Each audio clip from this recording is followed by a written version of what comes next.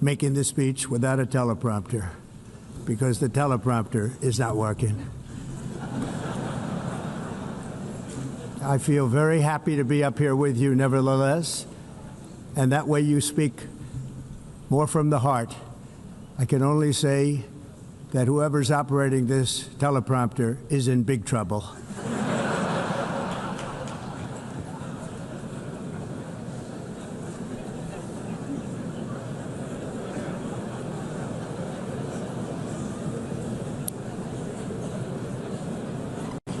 Hello, Madam First Lady. Thank you very much for being here. And Madam President, Mr. Secretary General, First Lady of the United States, distinguished delegates, ambassadors, and world leaders. 6 years have passed since I last stood in this grand hall and addressed a world that was prosperous and at peace in my first term. Since that day, the guns of war have shattered the peace I forged on 2 continents. An era of calm and stability gave way to one of the great crises of our time. And here in the United States, 4 years of weakness, lawlessness, and radicalism under the last administration delivered our nation into a repeated set of disasters. 1 year ago, our country was in deep trouble, but today, just 8 months into my administration, we are the hottest country anywhere in the world, and there is no other country even close. America is blessed with the strongest economy, the strongest borders, the strongest military, the strongest friendships, and the strongest spirit of any nation on the face of the earth. This is indeed the golden age of America. We are rapidly reversing the economic calamity we inherited from the previous administration, including ruinous price increases and record-setting inflation like we've never had before. Under my leadership, energy costs are down, gasoline prices are down, grocery prices are down, mortgage rates are down, and inflation has been defeated. The only thing that's up is the stock market, which just hit a record high. In fact, it hit a record high 48 times in the last short period of time. Growth is surging, manufacturing is booming. The stock market, as I said, is doing better than it's ever done. And all of you in this room benefit by that. Almost everybody. And importantly, workers' wages are rising at the fastest pace in more than 60 years.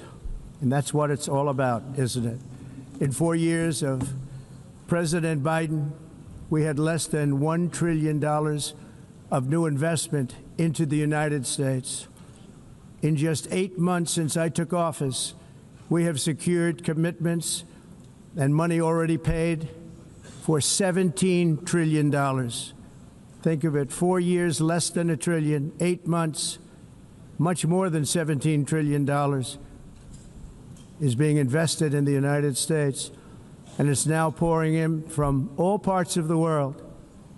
We've implemented the largest tax cuts in American history and the largest regulation cuts in American history, making this once and again the best country on earth to do business. And many of the people in this room are investing in America, and it's turned out to be an awfully good investment during this 8-month period. In my first term, I built the greatest economy in the history of the world. We had the best economy ever, history of the world. And I'm doing the same thing again, but this time it's actually much bigger and even better. The numbers far surpass my record-setting first term. On our southern border, we have successfully repelled a colossal invasion. And for the last 4 months, and that's 4 months in a row, the number of illegal aliens admitted and entering our country has been 0. Hard to believe, because if you look back just a year ago, it was millions and millions of people pouring in from all over the world, from prisons, from mental institutions, drug dealers, All over the world they came. They just poured into our country with the ridiculous open border policy of the Biden administration. Our message is very simple. If you come illegally into the United States, you're going to jail, or you're going back to where you came from, or perhaps even further than that. You know what that means. I want to thank the country of El Salvador for the successful and professional job they've done in receiving and jailing so many criminals that entered our country.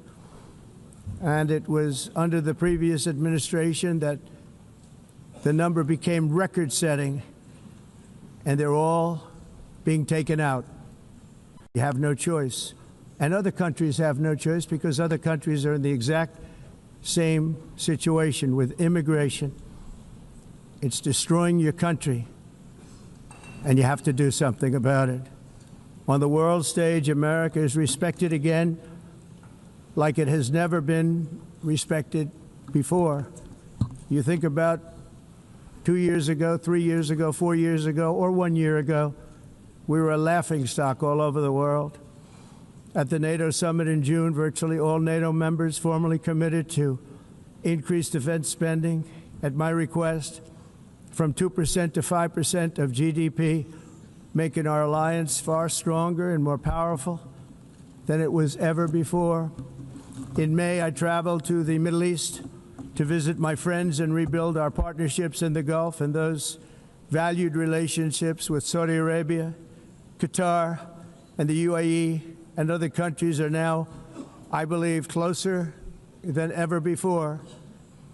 My administration has negotiated one historic trade deal after another, including with the United Kingdom, the European Union, Japan, South Korea, Vietnam, Indonesia, the Philippines, Malaysia, and many, many others. Likewise, in a period of just 7 months, I have ended 7 unendable wars. They said they were unendable. You're never going to get them solved. Some were going for 31 years, 2 of them, 31, think of it, 31 years. One was 36 years. One was 28 years. I ended 7 wars. And in all cases, they were raging with countless thousands of people being killed. This includes Cambodia and Thailand, Kosovo and Serbia, the Congo and Rwanda, a vicious, violent war that was, Pakistan and India, Israel and Iran, Egypt and Ethiopia, and Armenia and Azerbaijan. It included all of them. No president or prime minister, and for that matter, no other country has ever done anything close to that. And I did it in just 7 months. It's never happened before. There's never been anything like that. I'm very honored to have done it. It's too bad that I had to do these things instead of the United Nations doing them. And sadly, in all cases, the United Nations did not even try to help in any of them. I ended 7 wars, dealt with the leaders of each and every one of these countries, and never even received a phone call from the United Nations offering to help in finalizing the deal. All I got from the United Nations was an escalator that on the way up stopped right in the middle. If the First Lady wasn't in great shape, she would have fallen, but she's in great shape. We're both in good shape. We both stood. And then a teleprompter that didn't work. These are the 2 things I got from the United Nations, a bad escalator and a bad teleprompter. Thank you very much. And by the way, it's working now. It just went on. Thank you. I think I should just do it the other way. It's easier. Thank you very much. I didn't think of it at the time because I was too busy working to save millions of lives. That is the saving and stopping of these wars. But later I realized that the United Nations wasn't there for us. They weren't there. I thought of it really after the fact, not during these negotiations, which were not easy. That being the case, what is the purpose of the United Nations? The UN has such tremendous potential. I've always said it. It has such tremendous, tremendous potential. but it's not even coming close to living up to that potential. For the most part, at least for now, all they seem to do is write a really strongly worded letter and then never follow that letter up. It's empty words, and empty words don't solve war. The only thing that solves war and wars is action. Now, after ending all of these wars and also earlier negotiating the Abraham Accords, which is a very big thing for which our country received no credit, never receives credit. Everyone says that I should get the Nobel Peace Prize for each one of these achievements. But for me, the real prize will be the sons and daughters who live to grow up with their mothers and fathers, because millions of people are no longer being killed in endless and unglorious wars. What I care about is not winning prizes, it's saving lives. We saved millions and millions of lives with the 7 wars. And we have others that we're working on, and you know that. Many years ago, a very successful real estate developer in New York, known as Donald J. Trump, I bid on the renovation and rebuilding of this very United Nations complex. I remember it so well. I said at the time that I would do it for $500 million, rebuilding everything. It would be beautiful. I used to talk about, I'm going to give you marble floors. They're going to give you terrazzo. I'm going to give you the best of everything. You're going to have mahogany walls. They're going to give you plastic. But they decided to go in another direction, which was much more expensive at the time, and which actually produced a far inferior product. And I realized that they did not know what they were doing when it came to construction, and that their building concepts were so wrong, and the product that they were proposing to build was so bad and so costly. It was going to cost them a fortune. And I said, and wait till you see the overruns. Well, I turned out to be right. They had massive cost overruns and spent between $2 and $4 billion on the building and did not even get the marble floors that I promised them. You walk on terrazzo. Do you notice that? As far as I'm concerned, frankly, looking at the building and getting stuck on the escalator, they still haven't finished the job. They still haven't finished. That was years ago. The project was so corrupt that Congress actually asked me to testify before them on the tremendous waste of money, because it turned out that they had no idea what it was, but they knew it was anywhere between $2 and $4 billion as opposed to $500 million with a guarantee. But they had no idea, and I said it cost much more than $5 billion. Unfortunately, many things in the United Nations are happening just like that, but on an even much bigger scale, much, much bigger. Very sad to see. Whether the UN can manage to play a productive role, I've come here today to offer the hand of American leadership and friendship to any nation in this assembly that is willing to join us in forging a safer, more prosperous world. And it's a world that we'll be much happier with. A dramatically better future is within our reach. But to get there, we must reject the failed approaches of the past and work together to confront some of the greatest threats in history. There is no more serious danger to our planet today than the most powerful and destructive weapons ever devised by man, of which the United States, as you know, has many.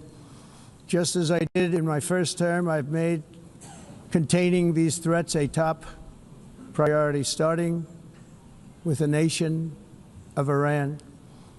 My position is very simple. The world's #1 sponsor of terror can never be allowed to possess the most dangerous weapon. That's why, shortly after taking office, I sent the so-called Supreme Leader a letter making a generous offer. I extended a pledge of full cooperation in exchange for a suspension of Iran's nuclear program.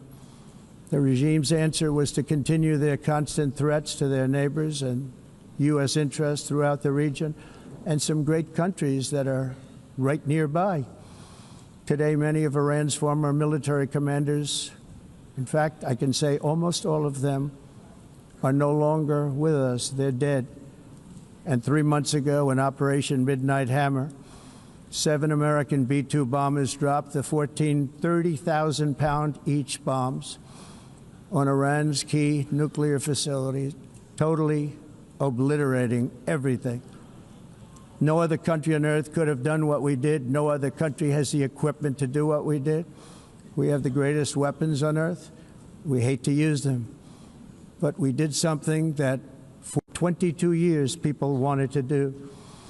With Iran's nuclear enrichment capacity demolished, I immediately brokered an end to the 12-day war, as it's called, between Israel and Iran, with both sides agreeing to fight no longer.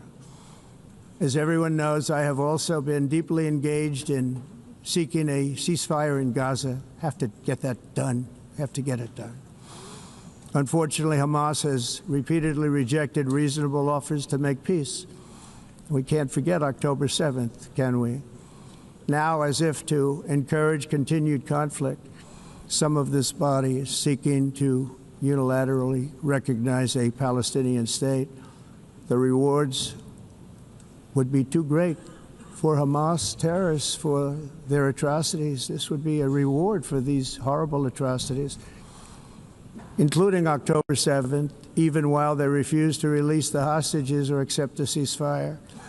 Instead of giving to Hamas and giving so much, because they've taken so much, they have taken so much. This could have been solved so long ago. But instead of giving in to Hamas's ransom demands, those who want peace should be united with one message: release the hostages now. Just release the hostages now.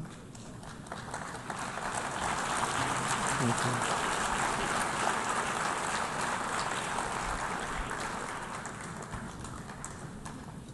Thank you. As we have got to come together, and we will come together, get to get it done, we have to stop the war in Gaza immediately. We have to stop it. We have to get it done. We have to negotiate, immediately have to negotiate peace. We got to get the hostages back. We want all 20 back.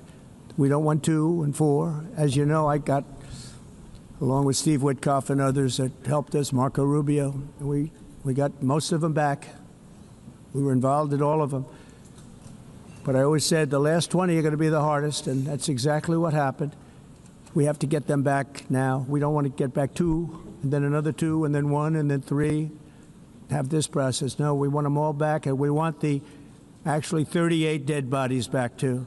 Those parents came to me, and they want them back, and they want them back very quickly and very badly, as though they were alive. They want them. They want them every bit as much as if their son or daughter were alive. I've also been working relentlessly, stopping the killing in Ukraine. I thought that would be, of the 7 wars that I stopped, I thought that would be the easiest because of my relationship with President Putin, which had always been a good one. I thought that was going to be the easiest one. But, you know, in war, you never know what's going to happen. There are always lots of surprises, both good and bad. Everyone thought Russia would win this war in 3 days, but it didn't work out that way. It was supposed to be just a quick little skirmish. It's not making Russia look good. It's making them look bad. No matter what happens from here on out, this was something that should have taken a matter of days, certainly less than a week, and they've been fighting for 3.5 years and killing anywhere from 5,000 to 7,000 young soldiers, mostly soldiers, on both sides, every single week, from 5,000 to 7,000 dead young people, and some in cities, much smaller numbers, where rockets are shot, where drones are dropped. This war would never have started if I were president. This was a war that should have never happened. It shows you what leadership is, what bad leadership can do to a country. Look what happened to the United States, and look where we are right now in just a short period of time. The only question now is how many more lives will be needlessly lost on both sides. China and India are the primary funders of the ongoing war by continuing to purchase Russian oil. but inexcusably, even NATO countries have not cut off much Russian energy and Russian energy products, which, as you know, I found out about 2 weeks ago, and I wasn't happy. Think of it. They're funding the war against themselves. Who the hell ever heard of that one? In the event that Russia is not ready to make a deal to end the war, then the United States is fully prepared to impose a very strong round of powerful tariffs, which would stop the bloodshed, I believe, very quickly. But for those tariffs to be effective, European nations, all of you are gathered here right now, would have to join us in adopting the exact same measures. I mean, you're much closer to this city. We have an ocean in between. You're right there. And Europe has to step it up. They can't be doing what they're doing. They're buying oil and gas from Russia while they're fighting Russia. It's embarrassing to them, and it was very embarrassing to them when I found out about it, I can tell you that. They have to immediately cease all energy purchases from Russia. Otherwise, we're all wasting a lot of time.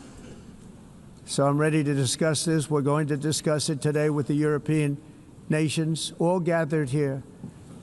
I'm sure they're thrilled to hear me speak about it, but that's the way it is. I like to speak my mind and speak the truth. As we seek to reduce the threat of dangerous weapons today, I'm also calling on every nation to join us in ending the development of biological weapons once and for all. And biological is terrible, and nuclear is even beyond, and we include nuclear in that. We want to have a cessation of the development of nuclear weapons. We know, and I get to view it all the time. Sir, would you like to see? And I look at weapons that are so powerful that we just can't ever use them. If we ever use them, the world literally might come to an end. There would be no United Nations to be talking about. There would be no nothing. Just a few years ago, reckless experiments overseas gave us a devastating global pandemic. Yet despite that worldwide catastrophe, many countries are continuing extremely risky research into bioweapons and man-made pathogens. This is unbelievably dangerous. To prevent potential disasters, I'm announcing today that my administration will lead an international effort to enforce Biological Weapons Convention, which is going to be meeting with the top leaders of the world by pioneering an AI verification system that everyone can trust. Hopefully the UN can play a constructive role, and it will also be one of the early projects under AI. Let's see how good it is, because a lot of people are saying it could be one of the great things ever, but it also can be dangerous, but it can be put to tremendous use and tremendous good, and this would be an example of that. Not only is the UN not solving the problems it should, too often, it's actually creating new problems for us to solve. The best example is the #1 political issue of our time, the crisis of uncontrolled migration. It's uncontrolled. Your countries are being ruined. The United Nations is funding an assault on Western countries and their borders. In 2024, the UN budgeted $372 million in cash assistance to support an estimated 624,000 migrants journeying into the United States. Think of that. The UN is supporting people that are illegally coming into the United States, and then we have to get them out. The UN also provided food, shelter, transportation, and debit cards to illegal aliens. Can you believe that? On the way to infiltrate our southern border. Millions of people came through that southern border. Just a year ago, millions and millions of people were pouring in, 25 million altogether over the 4 years of the incompetent Biden administration. And now we have it stopped, totally stopped. In fact, they're not even coming anymore because they know they can't get through. But what took place is totally unacceptable. The UN is supposed to stop invasions, not create them and not finance them. In the United States, we reject the idea that mass numbers of people from foreign lands can be permitted to travel halfway around the world, trample our borders, violate our sovereignty, cause unmitigated crime, and deplete our social safety net. We have reasserted that America belongs to the American people, and I encourage all countries to take their own stand in defense of their citizens as well. You have to do that because I see it. I'm not mentioning names. I see it, and I can call every single one of them out. You're destroying your countries. They're being destroyed. Europe is in serious trouble. They've been invaded by a force of illegal aliens like nobody's ever seen before. Illegal aliens are pouring into Europe. Nobody is ever, and nobody's doing anything to change it, to get them out. It's not sustainable. And because they choose to be politically correct, they're doing just absolutely nothing about it. And I have to say, I look at London, where you have a terrible mayor, terrible, terrible mayor, and it's been so changed, so changed. Now they want to go to Sharia law, but you're in a different country. You can't do that. Both the immigration and their suicidal energy ideas will be the death of Western Europe if something is not done immediately. This cannot be sustained. What makes the world so beautiful is that each country is unique. But to stay this way, every sovereign nation must have the right to control their own borders. You have the right to control your borders, as we do now, and to limit the sheer numbers of migrants entering their countries and paid for by the people of that nation that were there and that built that particular nation at the time. They put their blood, sweat, tears, money into that country, and now they're being ruined. Proud nations must be allowed to protect their communities and prevent their societies from being overwhelmed by people they have never seen before, with different customs, religions, with different everything. Where migrants have violated laws, lodged false asylum claims, or claimed refugee status for illegitimate reasons, they should, in many cases, be immediately sent home. And while we will always have a big heart for places and people that are struggling and truly compassionate, answers will be given. We have to solve the problem, and we have to solve it in their countries, not create new problems in our countries. And we are very helpful to a lot of countries that are just not able to send their people anymore. They used to send them to us in caravans of 25,000, 30,000 people each. These massive caravans of people pouring into our country, totally unchecked and unvetted. But not anymore. According to the Council of Europe, in 2024, almost 50% of inmates in German prisons were foreign nationals or migrants. In Austria, the number was 53% of the people in prisons were from places that weren't from where they are now.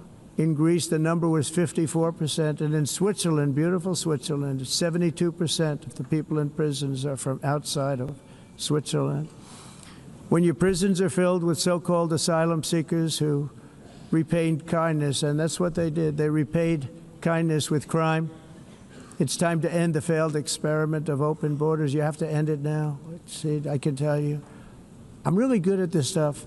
Your countries are going to hell. In America, we've taken bold action to swiftly shut down uncontrolled migration. Once we started detaining and deporting everyone who crossed the border and removing illegal aliens from the United States, they simply stopped coming. They're not coming anymore. We're getting a lot of credit, but they're not coming anymore. This was a humanitarian act for all involved, because on the trips up, thousands of people a week were dying. Women were being raped. Nobody's ever seen anything like it. Raped, horribly beaten, raped.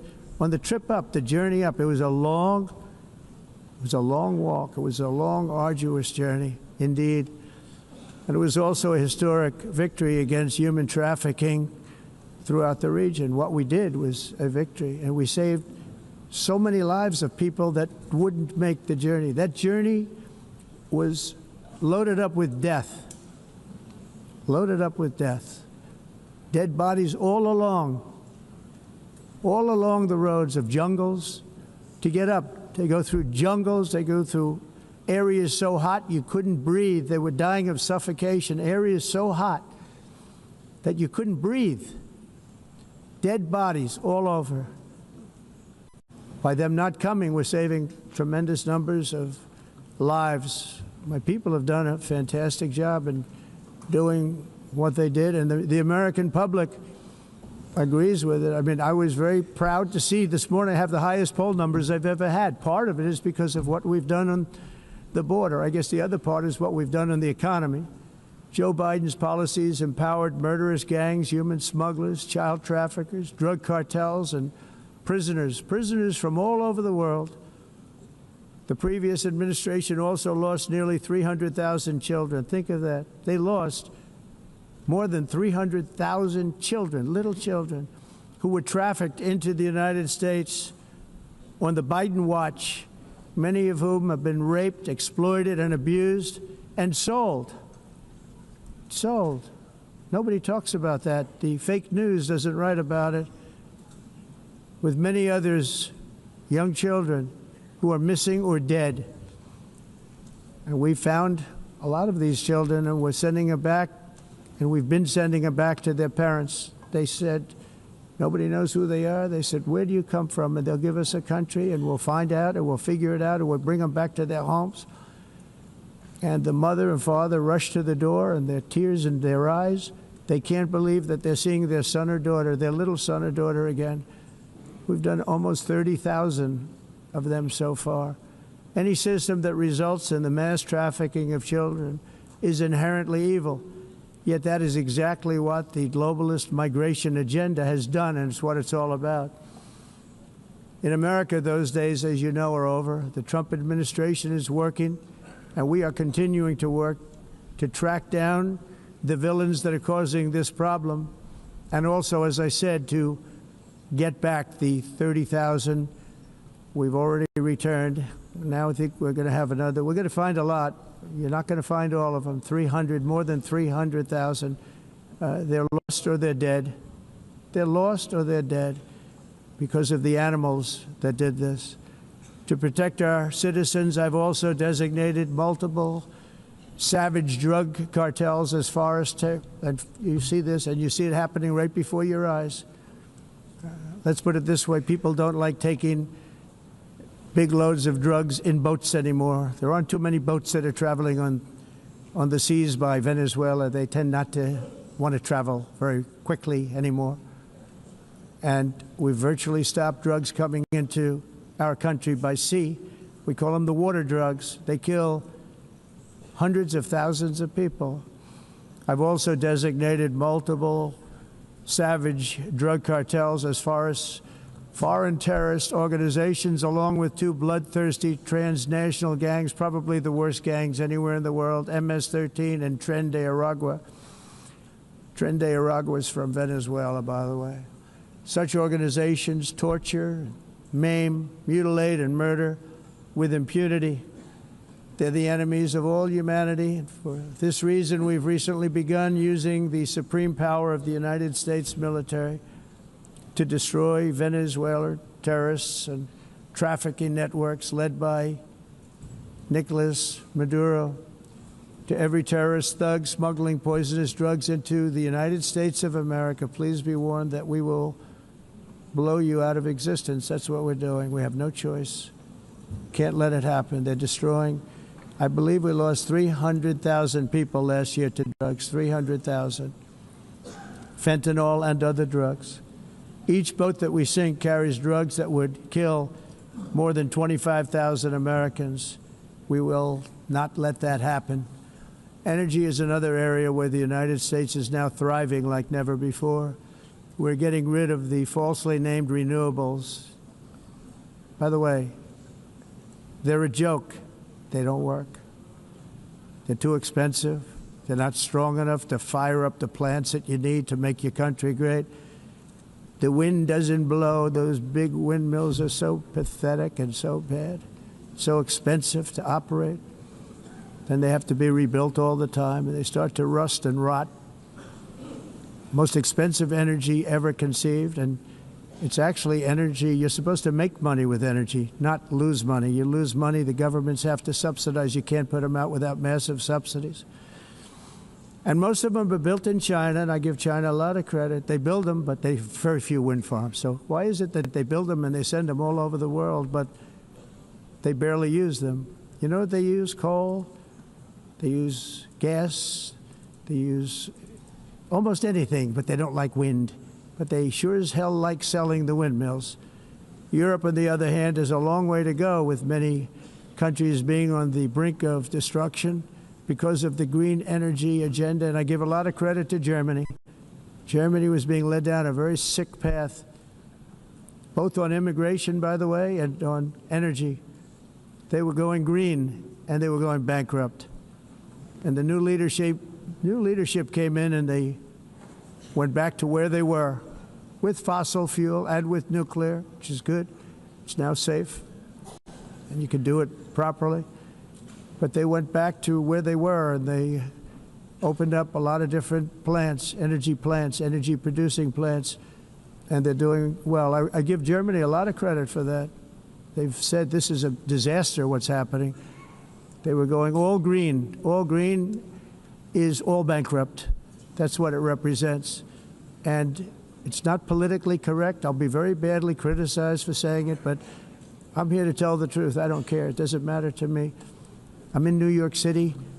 I'm feeling a lot safer. Crime, we're getting crime down. And by the way, speaking of crime, Washington, D.C. Washington, D.C. was the crime capital of America. Now it's a totally, after 12 days, it's a totally safe city. Everyone's going out to dinner. They're going out to restaurants. Your wife can walk down the middle of the street with or without you. Nothing's going to happen. My people have done a fantastic job. And yes, I called in the National Guard, and the National Guard took care of business, and they weren't politically correct, but they took care of business. We got 1,700 career criminals out, brought them back to where they came from, the countries where they came from, or put them in jails. Washington, D.C. is now a totally safe city again, and I welcome you to come. In fact, we'll have dinner together at a local restaurant, and we'll be able to walk. We don't have to go by an armor-plated vehicle.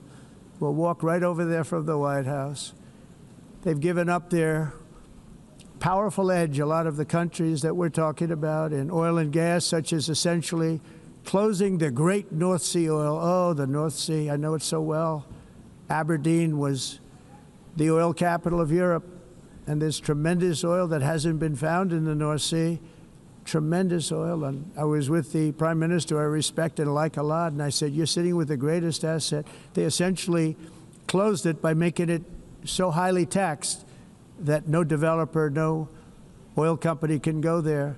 They have tremendous oil left, and more importantly, they have tremendous oil that hasn't even been found yet. And what a tremendous asset for the United Kingdom. And I hope the Prime Minister is listening, because I told it to him 3 days in a row. That's all he heard. North Sea oil, North Sea, because I want to see them do well. I want to stop seeing them ruining that beautiful Scottish and English countryside with windmills and massive solar panels that go 7 miles by 7 miles, taking away farmland.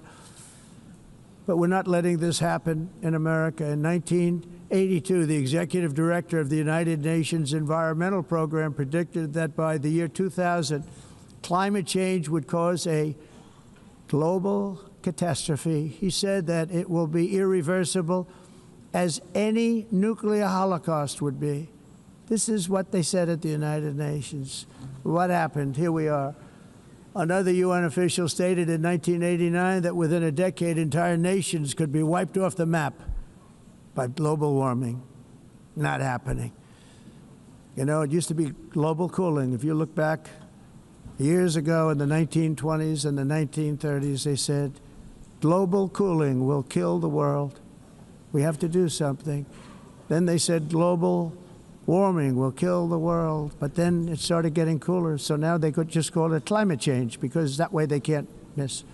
It's climate change, because if it goes higher or lower, whatever the hell happens, there's climate change. It's the greatest con job ever perpetrated on the world, in my opinion. Climate change, no matter what happens, you're involved in that.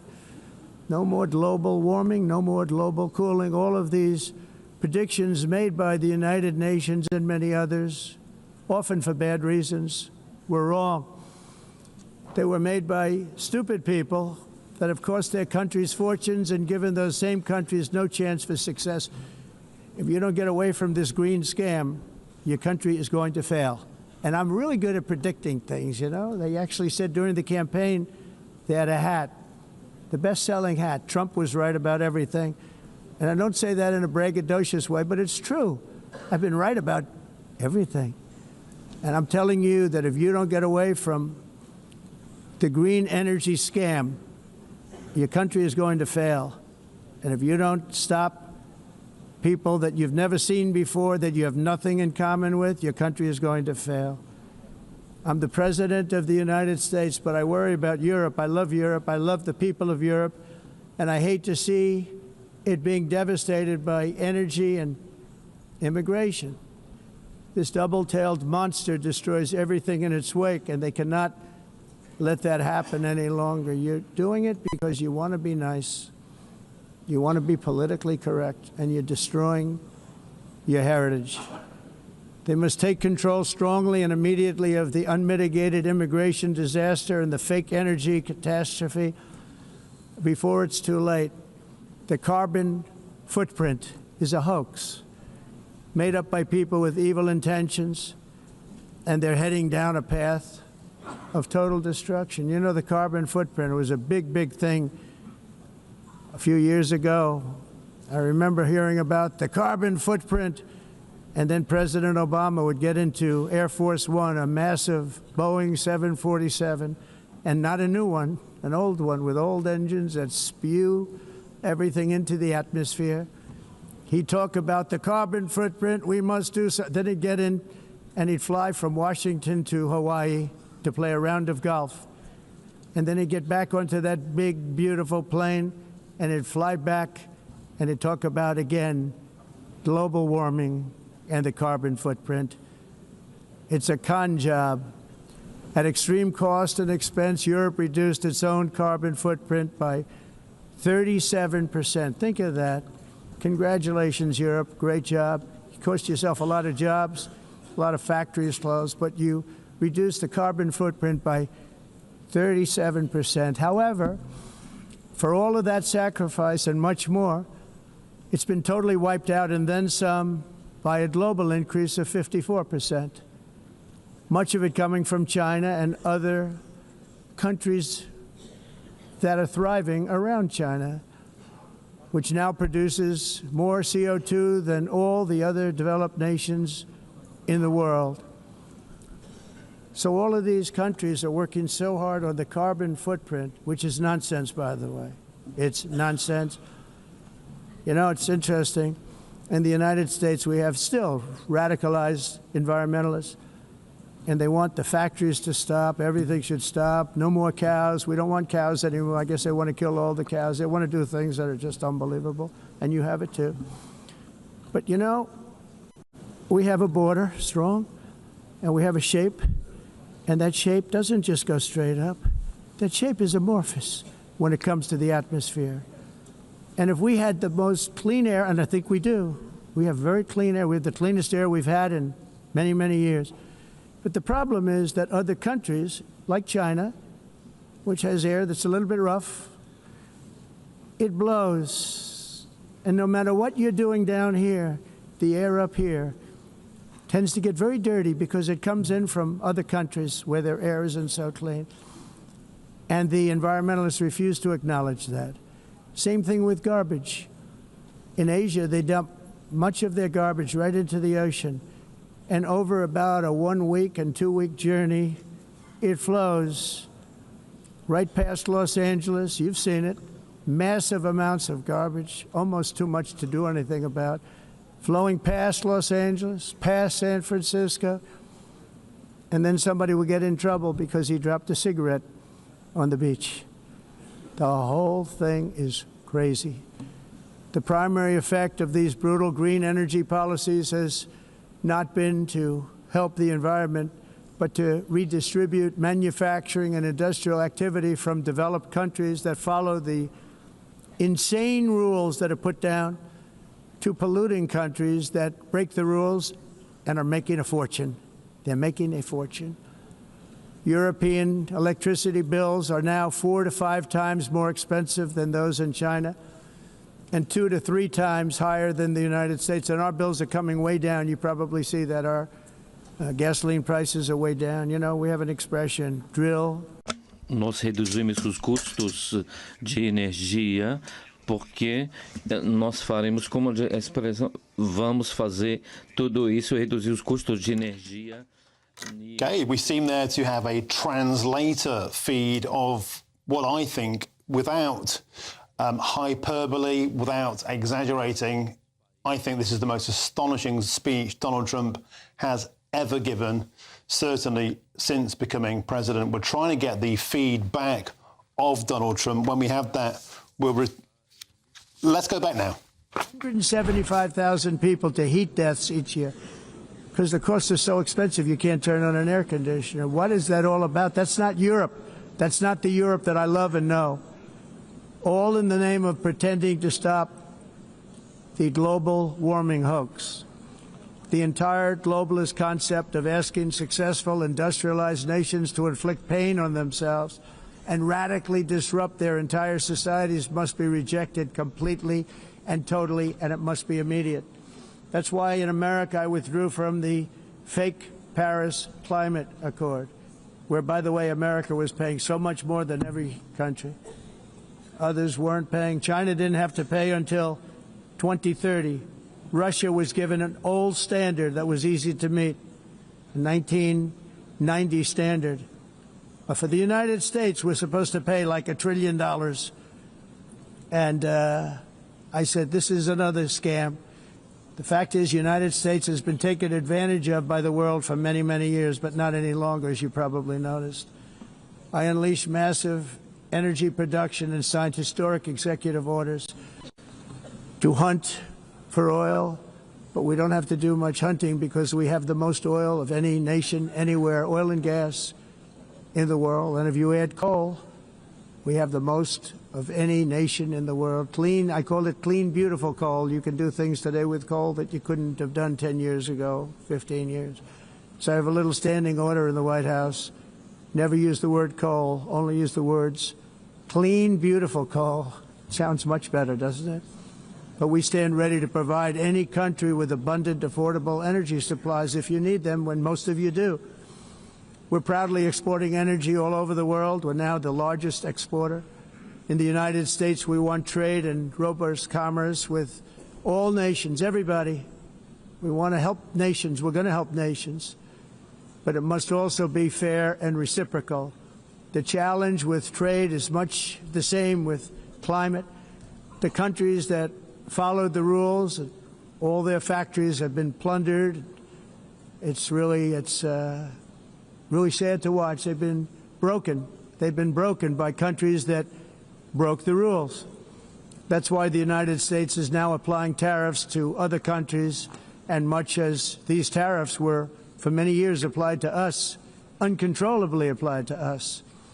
We've used tariffs as a defense mechanism under the Trump administration, including my first term, where hundreds of billions of dollars in tariffs were taken in. And by the way, we had the lowest inflation, and now we have very low inflation. The only thing different is that we have hundreds of billions of dollars flowing into our country.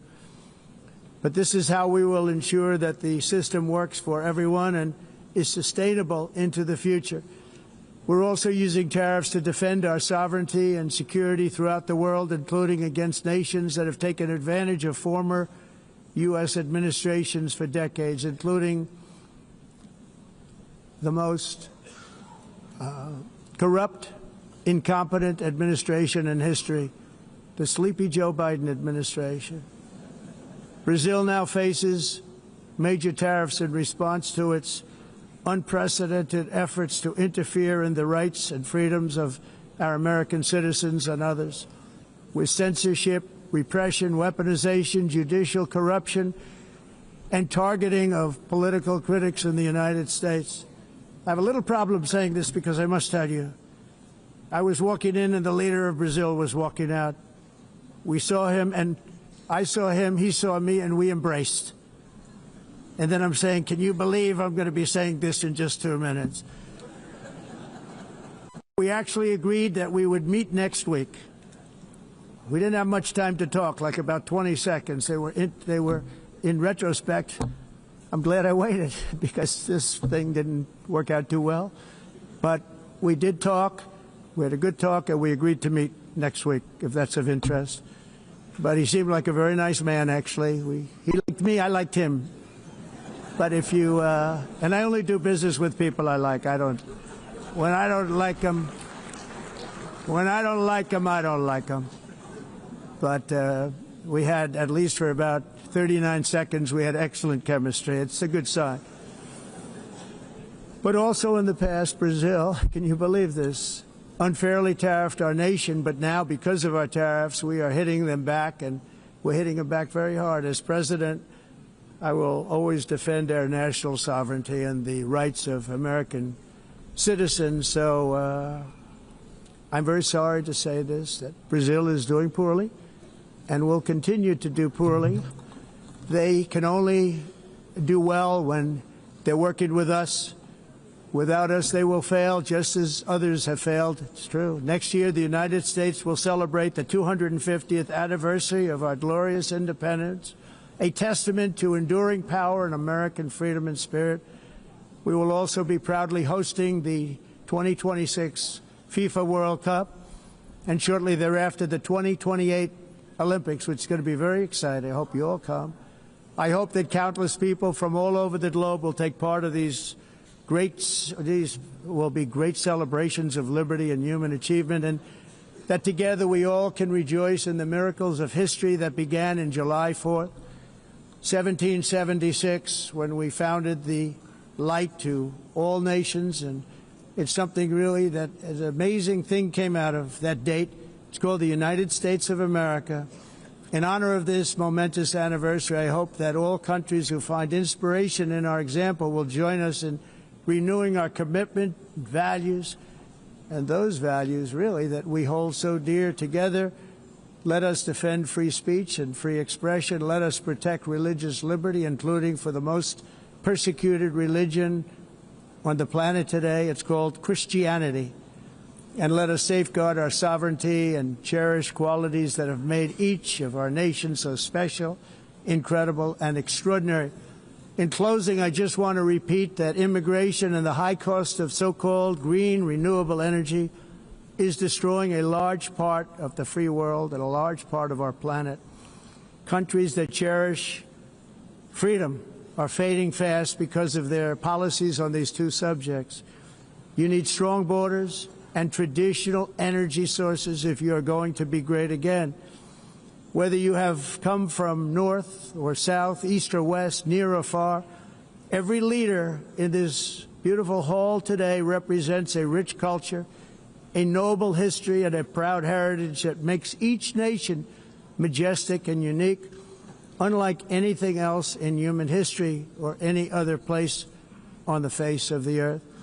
From London to Lima, from Rome to Athens, from Paris to Seoul, from Cairo to Tokyo and Amsterdam to right here in New York City, we stand on the shoulders of the leaders and legends, generals and giants, heroes and titans who won and built our beloved nations, all of our nations, with their own courage, strength, spirit, and skill. Our ancestors climbed mountains, conquered oceans, crossed deserts, and trekked over wide open plains. They charged into thunderous battles, plunged into grave dangers, and they were soldiers and farmers and workers and warriors and explorers and patriots. They built towns into cities, tribes into kingdoms, ideas into industries, and small islands into mighty empires. You're a part of all of that. They were champions for their people who never gave up and who never, ever gave in. Their values defined our national identities. Their visions forged our magnificent destiny. Everybody in this room is a part of it in your own way. Each of us inherits the deeds and the myths, the triumphs, the legacies of our own heroes and founders who so bravely showed us the way.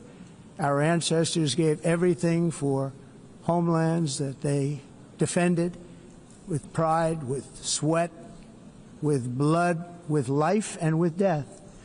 Now the righteous task of protecting the nations that they built belongs to each and every one of us.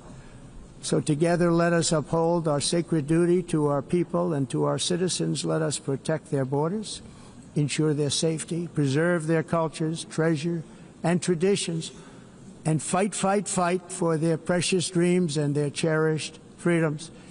And in friendship and really a beautiful vision, let us all work together to build a bright, beautiful planet, a planet that we all share, a planet of peace and a world that is richer, better, and more beautiful than ever before. That can happen. It will happen. It will happen, and I hope it can happen and start right now, right at this moment.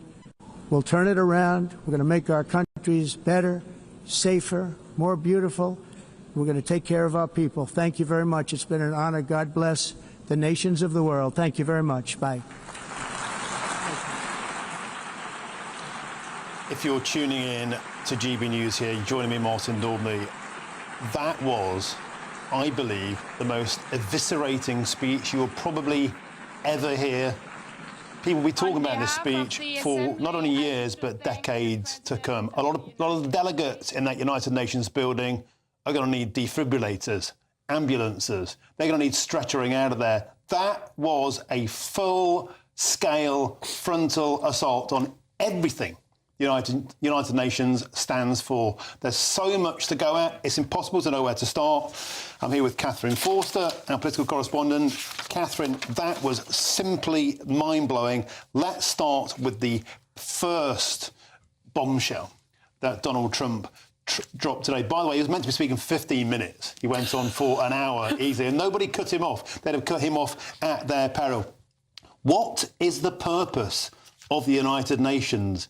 He told the United Nations in New York. Their jaws dropped onto their desks. They have such potential, but at best, they write a very strongly worded letter.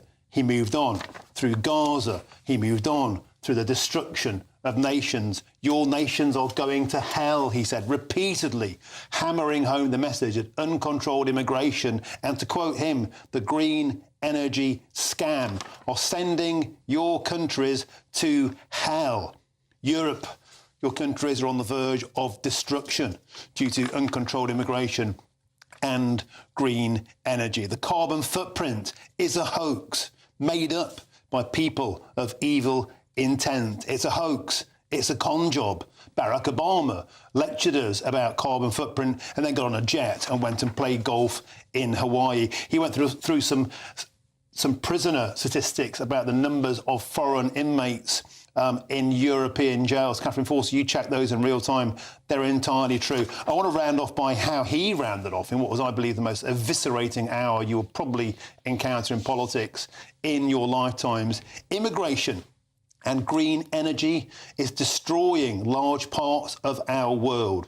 You need strong borders, he told the European nations, the United Nations delegates in New York. You need strong borders and traditional energy policies if you ever hope of being great again. And with that, he left the room.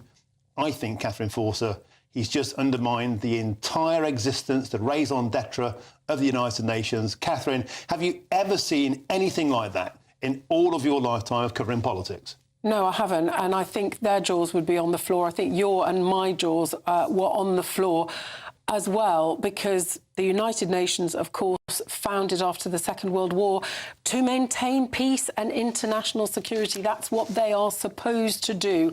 And yet we see Russia invaded Ukraine. The United Nations seems powerless to stop it. The same, this ongoing horrific war in Gaza and in the Middle East. And he said, what is the purpose of the United Nations? It was so stinging. He said they write strongly worded letters, they're empty words. And then when he came on to migration, I mean, I just kept writing down. Each sentence was sort of more shocking than the last. Your countries are going to hell, talking about this globalist migration agenda. And I was really struck when he mentioned the statistics of foreign nationals in European jails. He said almost 50% in prison in Germany are foreign nationals, 54% in Greece, 74% in Switzerland, over 50% in Austria. Now, I went and did a bit of fact-checking. I've got the stats from Eurostat, and he is absolutely correct. So it reminded me of J.D. Vance back at the Munich Security Conference with what he said, that message that he gave to Europe, a message that went down like a cup of cold sick. But this was like that, but magnified multiple times. Two other huge points. You're right, that data is the Council of Europe data. It's true. I've had that on the show before. The BBC in real time saying, well, we'll have to go and fact check that. Well, off you go, lads. It's all out there. Just Google it, as Catherine Fawcett did in real time. And it's out there. It's true. The elephant in the room, we thought, would be Palestine and Gaza. Everything was an elephant in the room today. But on the specific issue of Gaza, he really did not hold back. He said, now some of this delegation have recognised Palestine for this horrific fate. He was talking about the pogrom of October the 7th. He said they've rewarded terrorism, a reward for Hamas atrocities, including October the 7th. He eviscerated the delegates there, including the United Kingdom, of course, Sir Keir Starmer, recognising officially the state of Palestine. Donald Trump just said at the United Nations, you have rewarded Hamas.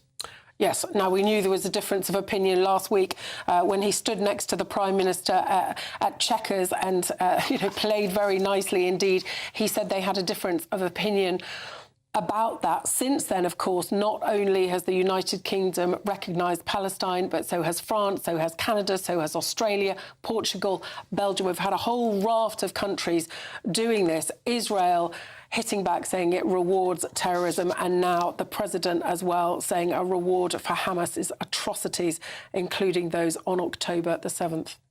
Then he turned to the United Kingdom. He saved a special evisceration for London Mayor Sadiq Khan. He didn't name check him, but he said, I look at London, where they have a terrible mayor. He then said, they want Sharia law.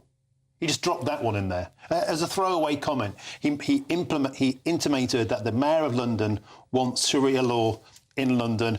You could pick your way through this script until Christmas and you'd be able to find something to talk about. It was mind-blowing. You could, and we know that Sadiq Khan and Donald Trump cannot stand each other.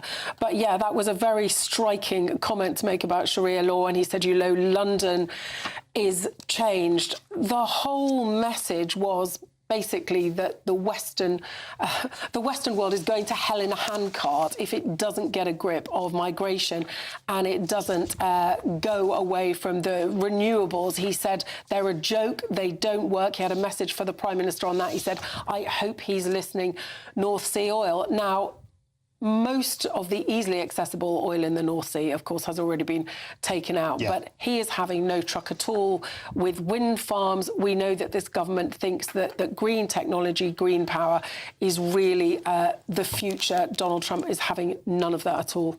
I'm just picking through some notes I made in real time, and this stands out. Your countries are going to hell. He then lamented the globalist migration agenda and the great green energy scam. Just like that. He just dropped those bombs on the United Nations, at the United Nations, in New York. They'll be licking their wounds for years to come. It was simply astonishing. Catherine Fawcett, we have to leave it there. We'll come back to this, no doubt, throughout the rest of the show. It was just the most incredible speech I think they will ever hear. Some of those people, they will need to lie in a darkened room until the year is out. They've just had their entire political raison d'etre blown out of the sea. I think you're quite right. I think it will be greeted with horror, frankly, because it will go against what so many of them fundamentally believe, and a way that the world has been a direction of travel, globalist direction of travel that we've had for many years.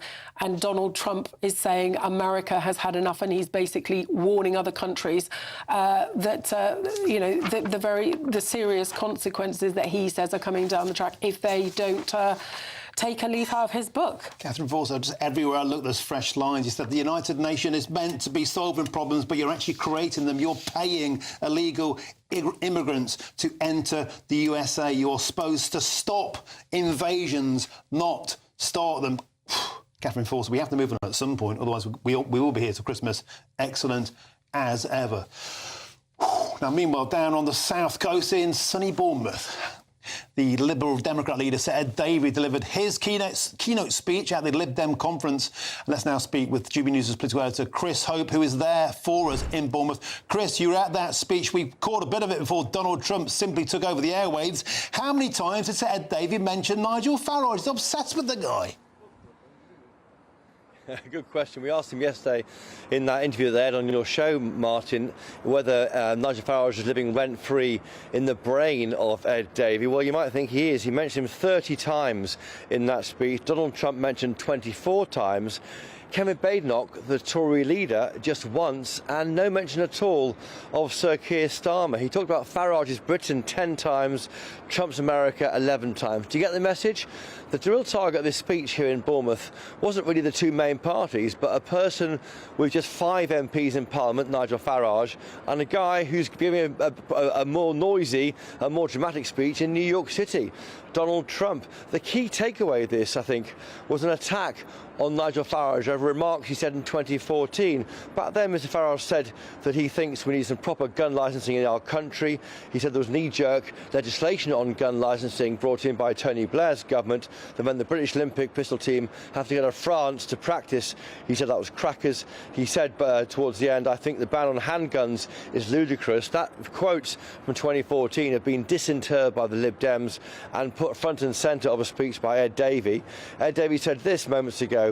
He said very clearly when he described how Trump's America is coming to Farage's Britain, and said this: where gun laws are rolled back, so schools have to teach our children what to do in case of a mass shooting. Trump's America, don't let it become Farage's Britain. That has prompted a snorting response from Reform UK. Reform, a source says, Ed Davey squanders his big moment spouting total madness. The Lib Dems are an irrelevant laughingstock. And also on social media, Nigel Farage has made very clear he thinks it's ridiculous to say that be any sense of weakening gun control laws if Nigel Farage became Prime Minister. He says this: he's just been watching poor Ed Davey speak. Mr Farage says he is obsessed with me. I'm happy to pay for a psychiatrist.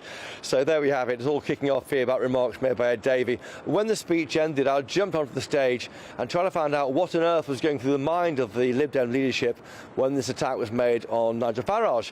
I got hold of Daisy Cooper. She's the deputy leader.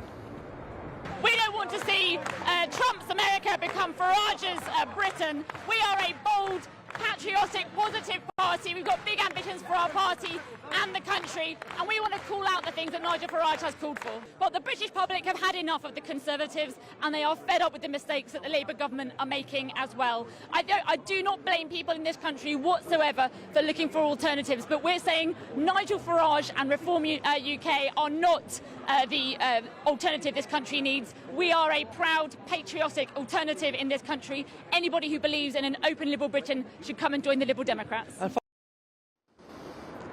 I also spoke to Tim Farron, the former leader of the Lib Dems. I said, why on earth one mention of the Tory leader, nothing for Labour? And he said to me, interestingly, that Nigel Farage is the leader they respect. He's the one they're worrying about. So extraordinary that a leader of 5 MPs would have that effect on the Liberal Democrats. Other things also mentioned.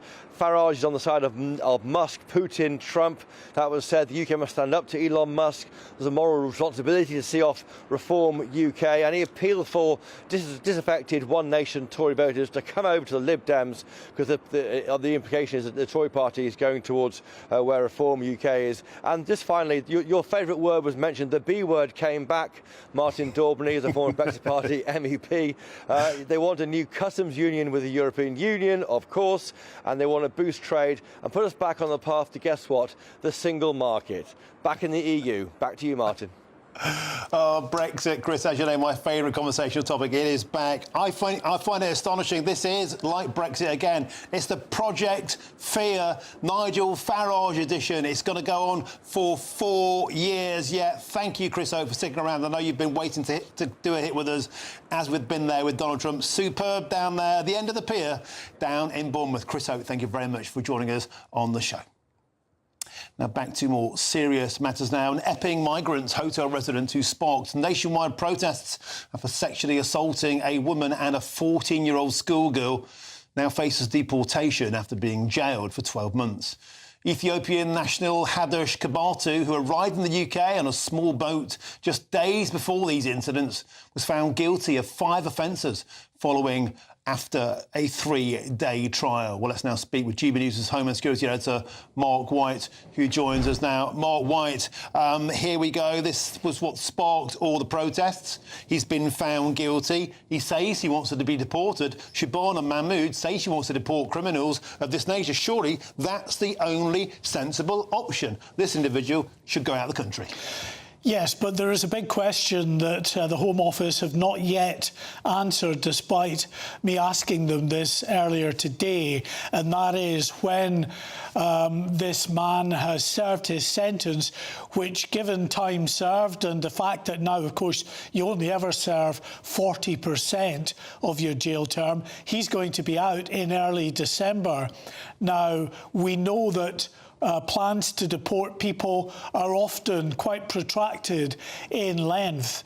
So what I was asking the Home Office, that they've yet to clarify, is will this man, who the judge said is clearly a danger to the public, be taken immediately into immigration removal custody and not allowed back onto the streets of a UK town or city? That we don't know at this stage. I think it's very likely that the government, given that it is 12 months, the threshold for when a foreign national offender is then deported. There was a 12-month sentence today, so crucially that allows the government to enact that policy, so I think that will happen. But the judge was very clear. He said this individual he didn't think was remorseful. He was just very sorry for himself that he had been caught and things had turned out the way they had, and that he believes that this man back on the streets again could well be a danger to other members of the public, particularly children. We heard quite remarkable evidence in the court today from the prosecutor, who was reading out some of the pre-sentencing research that was done, including interviews with Kabatu. And he had said he didn't realise the UK was so strict, which is just absolutely mind-blowing, that he would even think that anywhere in the world it was illegal to go and sexually assault a child. So we're there. He has now been sentenced. It's 12 months, the maximum that this magistrate could sentence Kabatu for without referring it to the Crown Court. That will not be enough, though, for the victims and many people in that community, Martin, without a doubt. Mark White, it's a case that in many ways sums up everything that's wrong with broken Britain. Thank you for bringing us up to speed, as usual, my friend. And I speak with the local Epping resident, and I'm joined by Karen McIver. Karen, welcome to the show. I think this is a case that sums up everything that's wrong with broken Britain. You're a local resident. No doubt you were protesting about this case, and for that you're called racist. For that you're called far right. No doubt you were screamed at. You were called Nazis and fascists. Now Hadesh Kabatu has been sentenced to jail. What are your thoughts today? Well, obviously, really pleased that he's been sentenced to jail, but clearly not for long enough. I mean, it seems, listening to the different stories, it seems that he's not going to have much of a sentence. And to a normal person like us, like me, who isn't a lawyer and doesn't understand the legal system quite like a lawyer would, it just seems far too short, and it actually seems quite disgusting, the sentence that's been given. It's ridiculous. Yeah, later in the show, I'm going to try to make sense with that with Stephen Barrett, a barrister friend of mine, because a lot of people have been saying, of course, today, Lucy Connolly got 31 months for a tweet. And Hadash Kabatu got 12 months for sexually assaulting a schoolgirl. I mean, it's just ridiculous, isn't it? It's just, as normal British people, we just don't understand what our government are doing to us. You know, they're not protecting us. They're putting these undocumented males, you know, in hotels next to schools. I mean, it's just ridiculous. The whole reason that we've been protesting for the past 3 months, twice a week, is to get this hotel closed. It's inappropriate and it's next to a school. And this sentence today, you know, you just have to feel for the family. It's just so awful, and it should be so much longer. You know, just get him out of our country, just deport him, just get him away from everybody. He's a danger.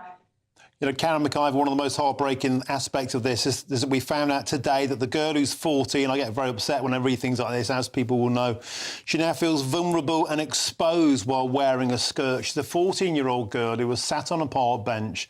This scumbag approaches her, and her first instinct was to offer him a slice of pizza and to be warm and welcoming and to be beautiful. And I just think people like yourself, the families, the residents of Epping, and indeed the wider British public, surely the only sensible solution is deportation.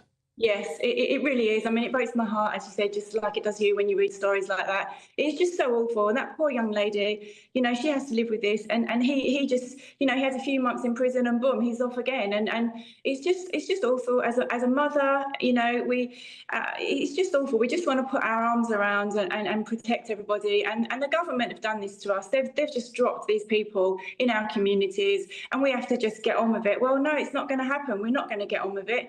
You know, if I speak for my community that I'm extremely proud of, you know, we're strong women, and we are going to protest until that hotel shuts. It is disgusting. Karen McIver, I think it's really worth remembering that your protest, your resistance doesn't come from a place of racism. It comes from protection. You want to protect local girls like this, and here we are. Kabatu will now serve some time. Will it be time enough? Karen McIver, thank you very much for joining us on the show today. It's a pleasure to have your company. It sincerely is. Now, coming up next, the left-wing think tank is recommending a £6 billion tax raid on British pensioners to help fill Rachel Reeves' £50 billion black hole. I'll speak to a pensioner next for his thoughts. You'll not want to miss it. You're with me, Martin Daubney, here on GB News.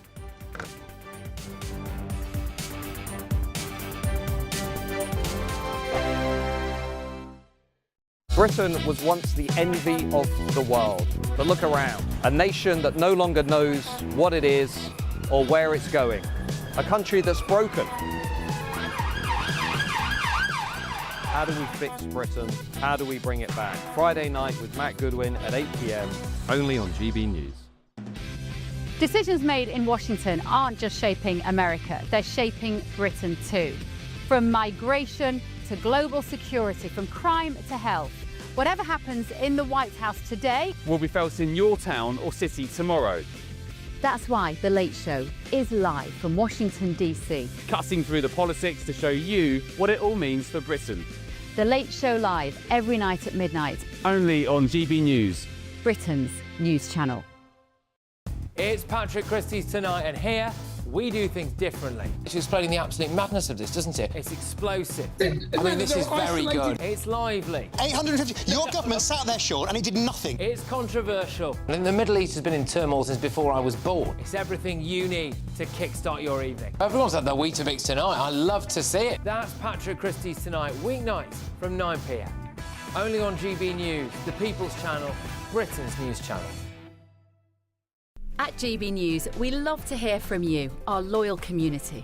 So drop us a line at gbnews.com/yoursay. There you can talk to each other and also to the presenters live on air. gbnews.com/yoursay, because GB News is your channel, Britain's news channel. Hi, I'm Michelle Dewberry, and my show is your opportunity to cut through all the noise and dive in headfirst to some robust debates. Ideas clash. Situation, isn't it? No, because the failure is you're deliberately avoiding my point. Nothing's held back, And if you think this is the end of it, wait for more. and we do not shy away from the difficult stuff. Sometimes I want to shake people and say, if only you understood. So join me on Dubes & Co. weeknights at 6 p.m, only on GB News, Britain's news channel. Join me, Nana Akwe, for an informative, interactive news programme with a difference. It's fun. No, he didn't say that, Dave. I'm so surprised. I think there's an element of truth to that. Join me from 3 p.m. every weekend, only on GB News, Britain's news channel. Mornings don't have to be tiresome, especially if you have the right company. Wake up to news as it happens, opinion and debate, and of course, a little bit of entertainment too. Because when the kettle's on, we're on. That's Breakfast on GB News, a show worth waking up for. Every morning from 6 a.m. Only on the People's Channel, Britain's news channel. We'll spread the news, you spread the word.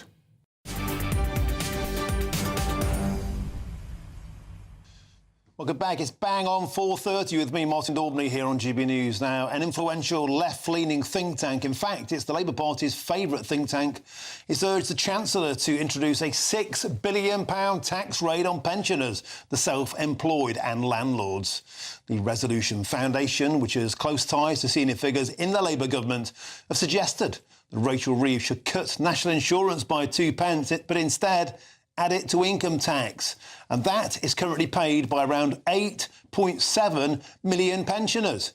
Well, let's now speak to one of them, and that's the GB News viewer and the pensioner, Fergus McKelland. Fergus, welcome to the show. It's a pleasure to have your company as ever. So there's a £50 billion black hole, more than double what the Chancellor inherited. It has to be filled somehow. And once again, pensioners are expected to fill it. Now, the reason it's going to hit pensioners, of course, is that taxable income will go, it will include pensioners going into that bracket. And if you tot it all up, it's a £6 billion raid. How does that make you feel?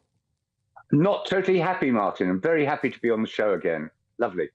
I've been so hooked on GB News since before you even started broadcasting. Literally, when you just had a sign up, and I've been with you all the time. I loved the new show last night. It was stunning from midnight till 2. Everybody should watch it whenever it's on. Fergus, very good. Thank you for the love letter. What about the pension scam? Here's my notes. Yeah, the pension scam. Right. People like acronyms, okay? I've got POP. Yeah, POP. It's punish old people, or power over pensions, or politics over people. POP. And the other one I've got is TTO, tax the old. I feel like I'm your resident pensioner. We are being hammered, totally. And yeah, it's horrible, basically.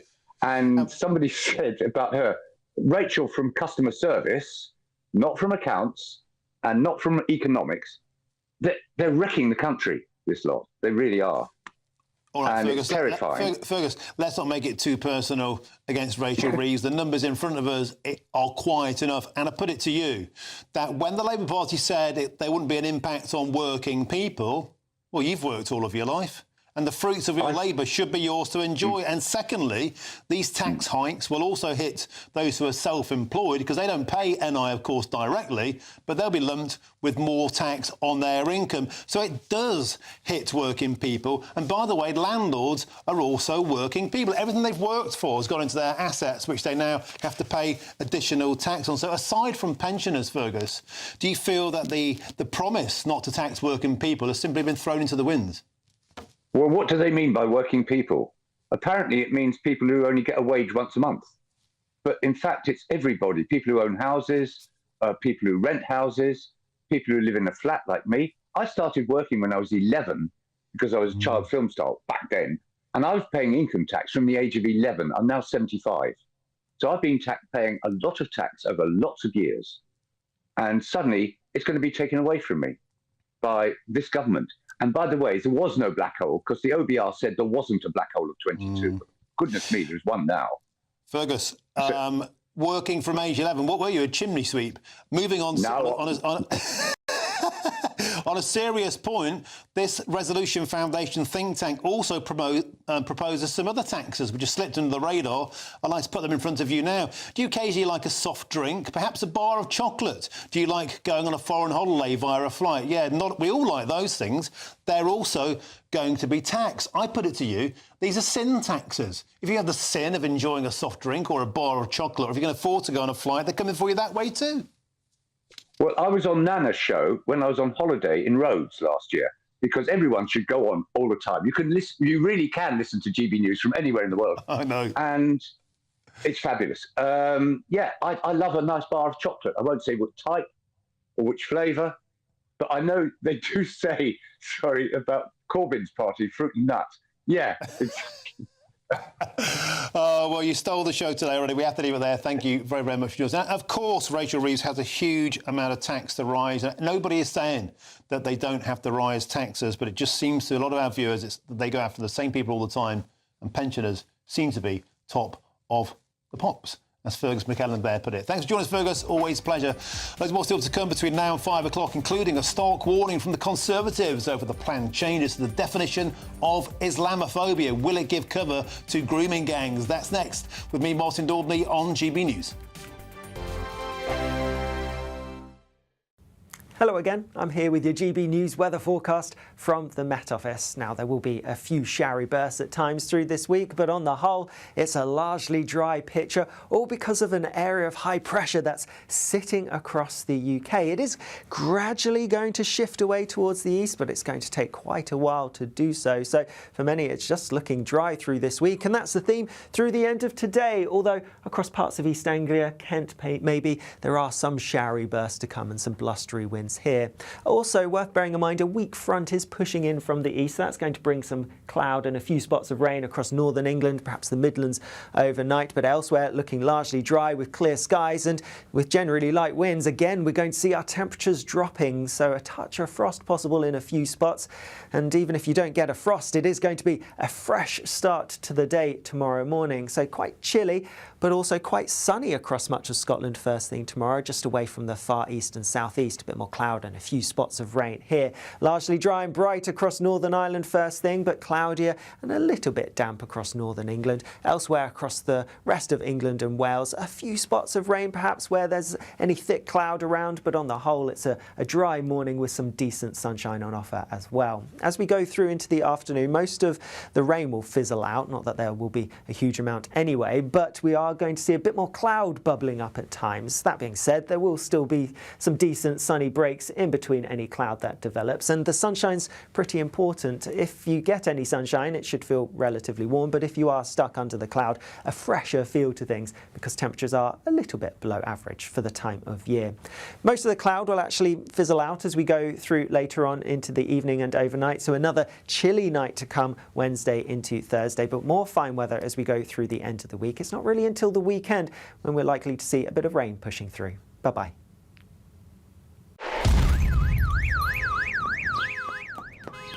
Crash Law 24 sponsors GB News Traffic and Travel Report.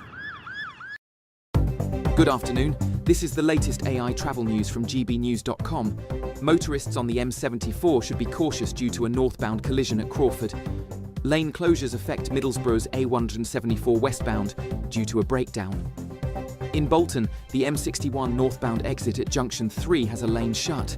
Shropshire's A5 northbound between A483 Oswestry South and North reports 30-minute delays. The M25 clockwise in Thurrock between junctions 31 and 1A has a lane closed. And on the trains, East Midlands Railway uses buses between Cleethorpes and Barton-on-Humber, while Great Northern has delays between Ely and Kings Lynn. For more travel news, go to gbnews.com. Crash Law 24 sponsors GB News Traffic and Travel Report.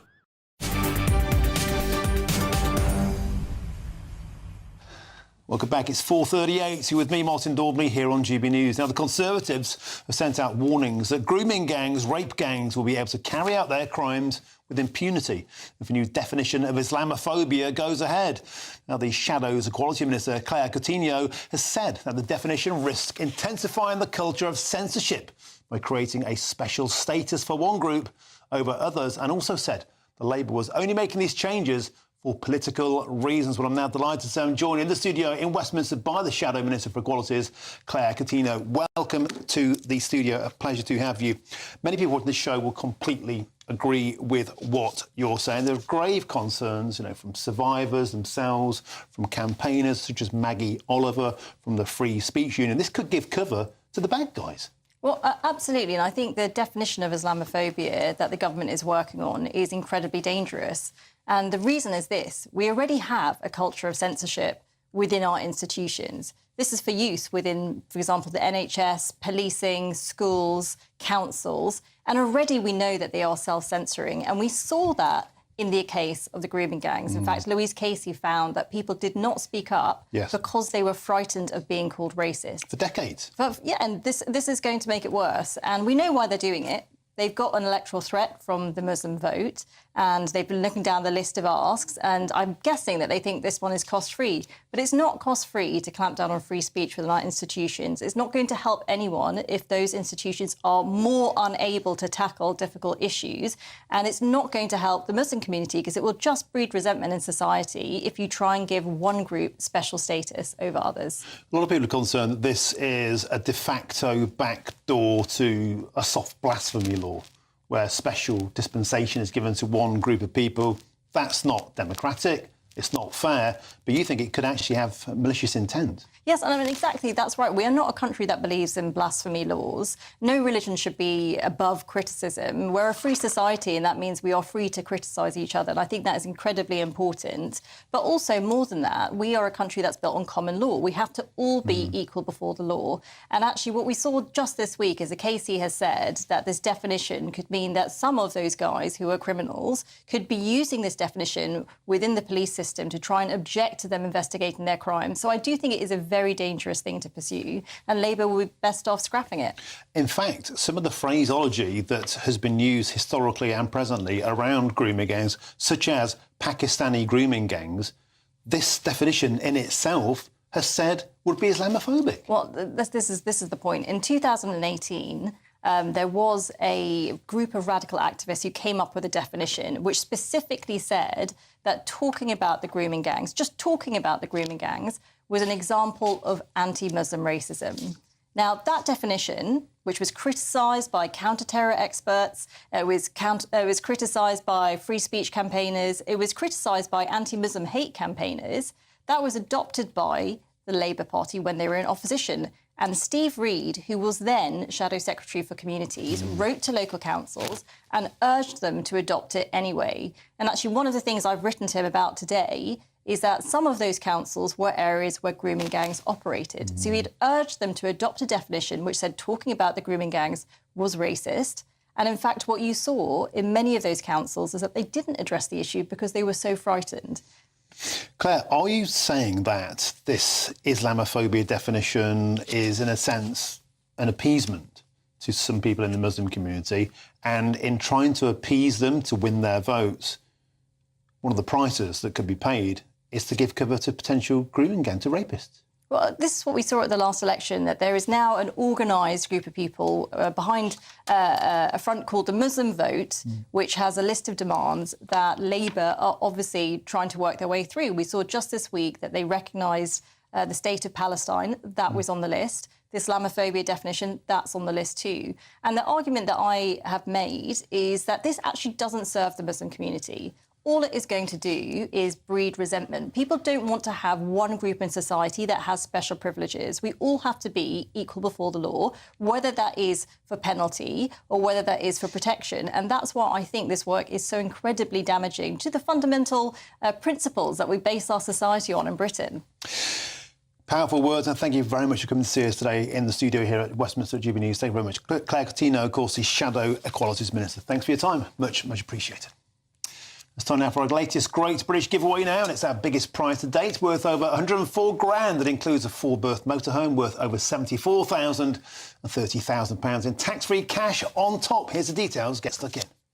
This is your chance to win a Thank you so much. motorhome and Thank cash you. in our biggest giveaway to date. Courtesy of Marquis Leisure, you could be the proud owner of this 2025 Benamar Primero. It comfortably accommodates 4 people, comes with integrated bathroom and kitchen areas, has plenty of storage and can be driven on your standard driving licence. Plus, you'll also bank an incredible £30,000 in tax-free cash to spend on anything you like, taking the total prize value of this great British giveaway over a whopping £104,000. Make sure you don't miss out. For another chance to win, text WIN to 63225. One entry costs £2.50 plus 1 standard network rate message, or text BONUS to 63225. 5 entries cost £5 plus 1 standard network rate message. Go to gbnews.com/win. Entries start at £2.50. Call 0903 686 3232. Calls cost £2.50 plus your network access charge, or post your name and number to GB16 PO Box 8690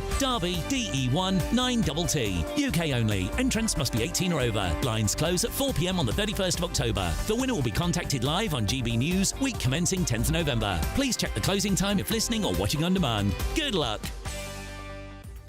Coming out, the British love a good old queue. We also love our pubs, but until now, the two have never met. The pub giant Wetherspoons is trialling a coffee shop-style queuing system to help staff and Gen Z customers. Is this polite progress, or is it woke heresy? In the meantime, if you're in search of some holiday sun, here's the forecast for some of the top European destinations. Can't wait to get in that sea. Lovely and warm. Just like the feeling of having great travel insurance. All Clear Travel Insurance sponsors GB News Travel Destinations Forecast. Parts of Europe could see some heavy rain and some thundery downpours as we head our way into Wednesday. Mostly dry and settled across Greece, plenty of sunshine here, but through Italy, around the Adriatic coastline, also southern parts of France and Switzerland could see some heavy thundery downpours, a risk of large hail and also some strong gusty winds. Across Spain and Portugal, though, largely settled, plenty of sunshine, fairly similar across the Canary Islands too. A mostly settled end to the week with a chance of more showers heading into the weekend and temperatures in the mid-20s. All Clear Travel Insurance sponsors GB News Travel Destinations Forecast. Britain was once the envy of the world. But look around. A nation that no longer knows what it is or where it's going. A country that's broken. How do we fix Britain? How do we bring it back? Friday night with Matt Goodwin at 8 p.m. only on GB News. GB News Breakfast. Every day from 6 a.m. She's got it all wrapped up, hasn't she? Yeah, £2,000 worth of gifts all set to go under the tree. I admire people who go out to the Christmas Eve and buy all their presents. Oh, it's hellish. It's hellish. Have you done that? I have done it once or twice, yeah. Oh, dear. So you have to buy for so many people, the dog, the cat, your partner. I mean, honestly. It's never ending. Never ending. I tried stockpiling before, and then when it comes to Christmas Eve, I'd get everything out thinking I've got loads and loads and loads. And I feel like I haven't got enough, and then I end up panic buying. I like the whole festive period. It's my birthday 2 weeks before Christmas, so I like doing the shopping when the trees are up and the lights are out, and it's like, you know, proper Christmas vibe to it. It just feels wrong doing it so far in advance. So you're Sagittarius? Yeah. What day do you? I'm the 16th. I'm just before you. I'm the 11th. Oh. That's my granny's birthday. I know. Nice date. Yeah. Do you like to shop physically in person in the shops, or do you do it online? Normally, all year round, I absolutely loathe shopping, absolutely loathe it with a passion. But I do like Christmas shopping. I like buying stuff for other people. Oh, that's nice. Do you? And toys for your husband. And toys for my husband. Yeah, we were talking about Christmas toys as well, weren't we, earlier on? Yeah. And the thing I was saying to Biggins is about sort of like buying toys for grown men. Yes. But my husband is at that age now where he's reliving his past, and I want to buy him the little toys he couldn't afford when he was a kid. So what sort of toys are we talking? Little cars he couldn't... Not that, no. Don't go back to that conversation. What, like electric? The little cars he couldn't afford when he was a little boy. There were little Tonka toys, and he couldn't afford them when he was a kid. He had second. Is it Hot Wheels? Yeah. Hot Wheels? Hot Wheels. Hot rods. Hot rods. Hot Wheels. Carry on up GB News Breakfast this morning. Yeah. Hot rods are the big racing cars, aren't they? Yeah. Very big. Hot Wheels. GB News, the People's Channel. At GB News, we love to hear from you, our loyal community. So drop us a line at gbnews.com/yoursay. There you can talk to each other and also to the presenters live on air. gbnews.com/yoursay, because GB News is your channel, Britain's news channel. Join me, Nana Akweer, for an informative, interactive news programme with a difference. It's fun. No, you didn't say that, Dave. I'm so surprised. I think there's an element of truth to that. Join me from 3 p.m. every weekend, only on GB News, Britain's news channel.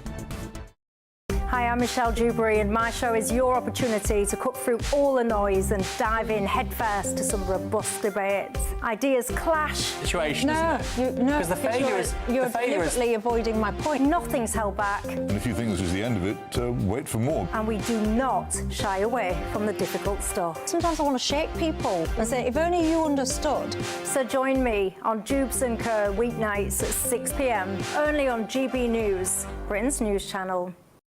It's Patrick Christie's Tonight, and here we do things differently. It's explaining the absolute madness of this, doesn't it? It's explosive. I mean, this is very good. It's lively. 850. Your government sat there short and it did nothing. It's controversial. And the Middle East has been in turmoil since before I was born. It's everything you need to kickstart your evening. Everyone's had their Weetabix tonight. I love to see it. That's Patrick Christie's Tonight, weeknights from 9 p.m. Only on GB News, the People's Channel, Britain's news channel.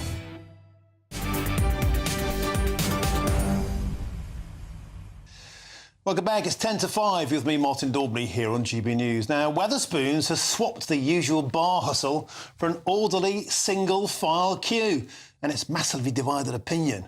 Now, regulars say it kills the old pub spirit, while younger drinkers reckon it's a fairer and faster system. Well, let's now speak to the CEO of the Nighttime Industry Association, Michael Kill. Michael, you're a legend.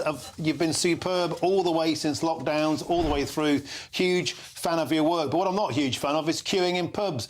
Pubs don't need queues. Pubs need a system that works. For generations, you form an orderly presence. You let people go if they're first. But I'm not giving up my right to get to a bar first. I spent thousands of pounds on it, and I'm passing those skills down from father to son. To queue or not to queue, I'm saying, get out of here.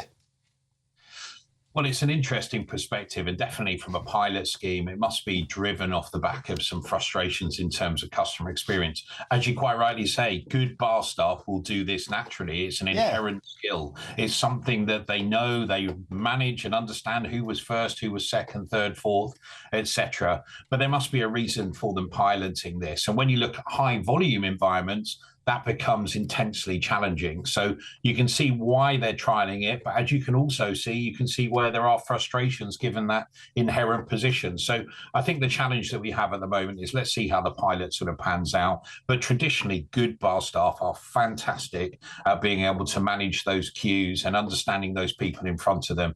But that one single queue may well deal with some of the frustration, particularly at high volume environments. So I think you can see the benefits on both sides, but I understand where the traditionalists would sit.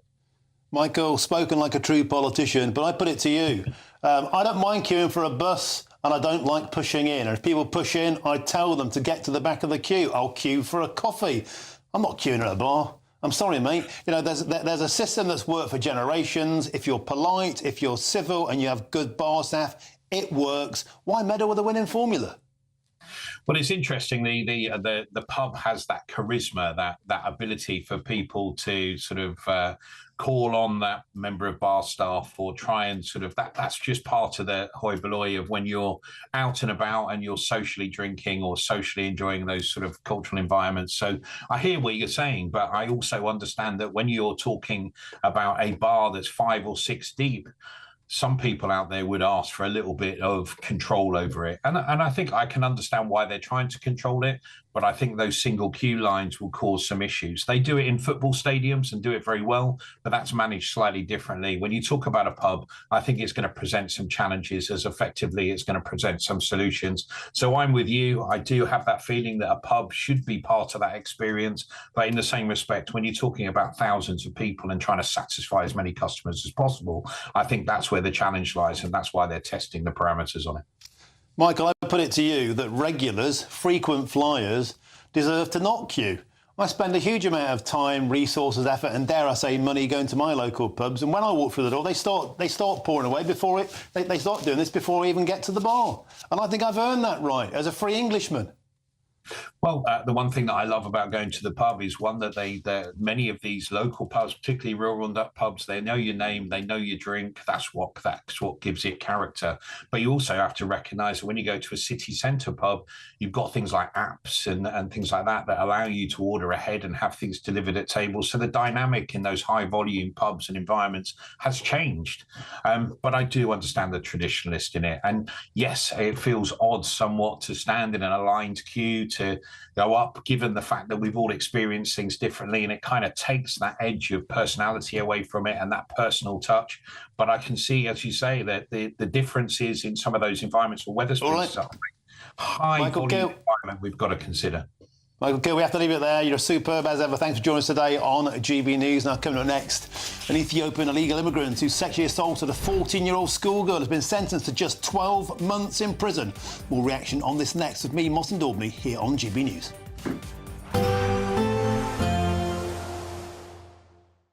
Expect warm spells with the odd rude interruption.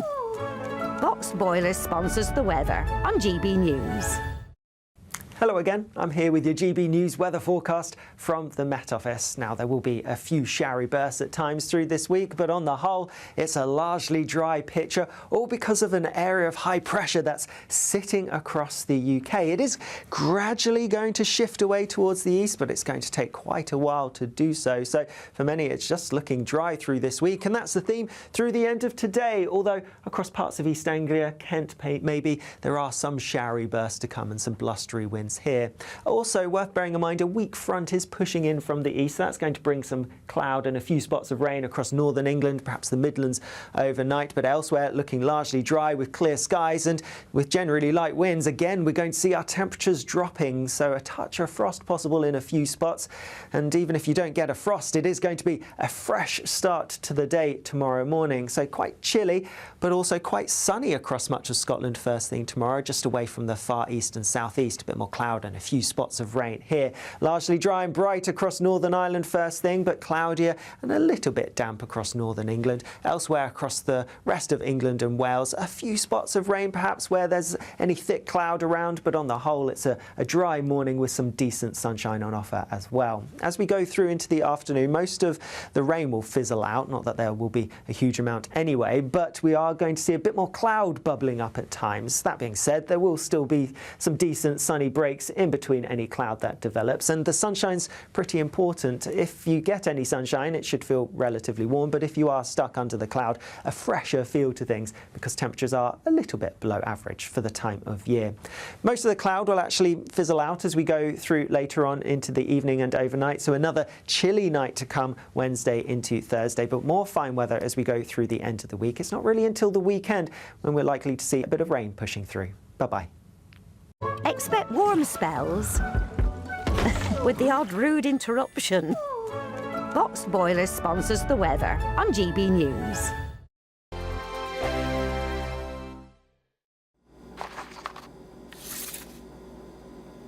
Crash Law 24 sponsors GB News Traffic and Travel Report. Good afternoon, this is the latest AI travel news from gbnews.com. The M8 is restricted to westbound traffic at junction 16 due to an accident, with delays expected. On the M1, a collision has closed the northbound entry slip at junction 20. On the A14 eastbound at junction 55 Copdock, an overturned vehicle has shut all lanes. In Swindon, congestion on the A419 northbound between the A420 and A4311 causes a 40-minute delay. Furthermore, the A5 southbound between the A483 and junction A495 in Shropshire is delayed due to congestion. And on the trains, East Midlands Railway buses replace services between Cleethorpes and Barton-on-Humber. For more travel news, go to gbnews.com.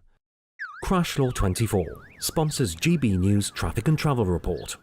You could bank an incredible £30,000 in tax-free cash to spend however you like. And if that wasn't enough, you'll also get to drive away in this brand new motorhome. This brand new 2025 Benamar Primero could be yours. It comes with all the mod cons you'd expect from a vehicle worth over £74,000 and comfortably sleeps 4 people. This prize package is worth over £104,000. For another chance to win, text WIN to 63225. One entry costs £2.50 plus one standard network rate message, or text bonus to 63225. 5 entries cost £5 plus one standard network rate message. Go to gbnews.com/win. Entries start at £2.50. Call 0903 686 3232. Calls cost £2.50 plus your network access charge. Or post your name and number to GB16 PO Box 8690 Derby DE1 9TT. UK only. Entrance must be 18 or over. Lines close at 4 p.m. on the 31st of October. Please check the closing time if listening or watching on demand. Welcome back to Britain's Newsroom with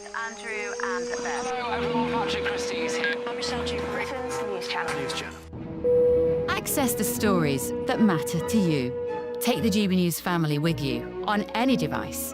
And as long as you have an internet connection, tune in to GB News anywhere on the planet or beyond. GB News, the People's Channel, Britain's News Channel. Mornings don't have to be tiresome, especially if you have the right company.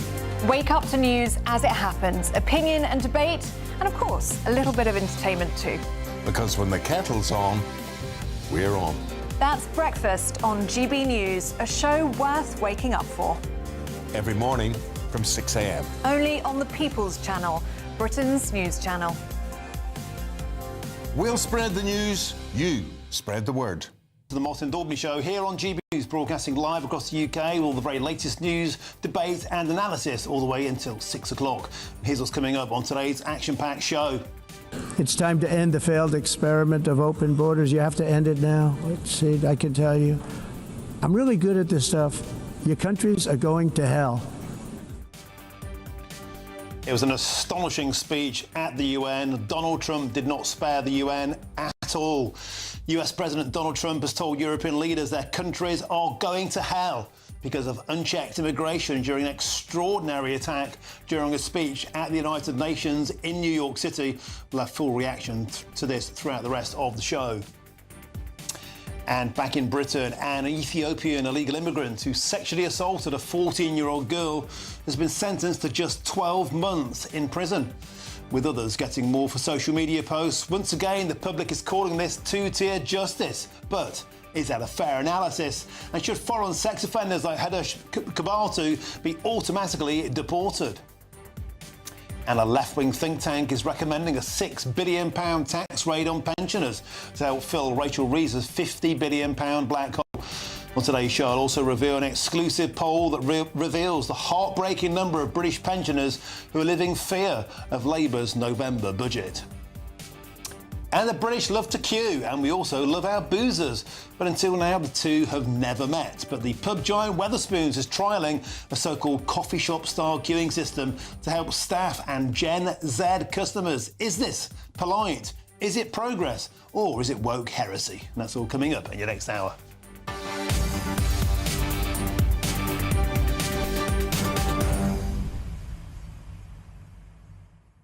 Somebody called the United Nations. They need an ambulance. If you didn't see Trump's astonishing attack on the UN earlier on today, you must watch it on the GB News YouTube channel or on the My Daubney Show on catch-up when it comes out. It was simply the most astonishing political speech I've seen in my political lifetime. I've seen all of Donald Trump's speeches as president and before. This one was off the scale. He said that immigration is killing Europe. He said your countries are going to hell. He said the great green scam is impoverishing our nations. Climate change is a hoax. Carbon footprint is a hoax. The United Nations, what's the point? You'll never see anything like it again. We'll have full reaction to it throughout the rest of this show. Get in touch, gbnews.com/your say is the way to do so. But now it's time for your headlines, and here's Tatiana Sanchez.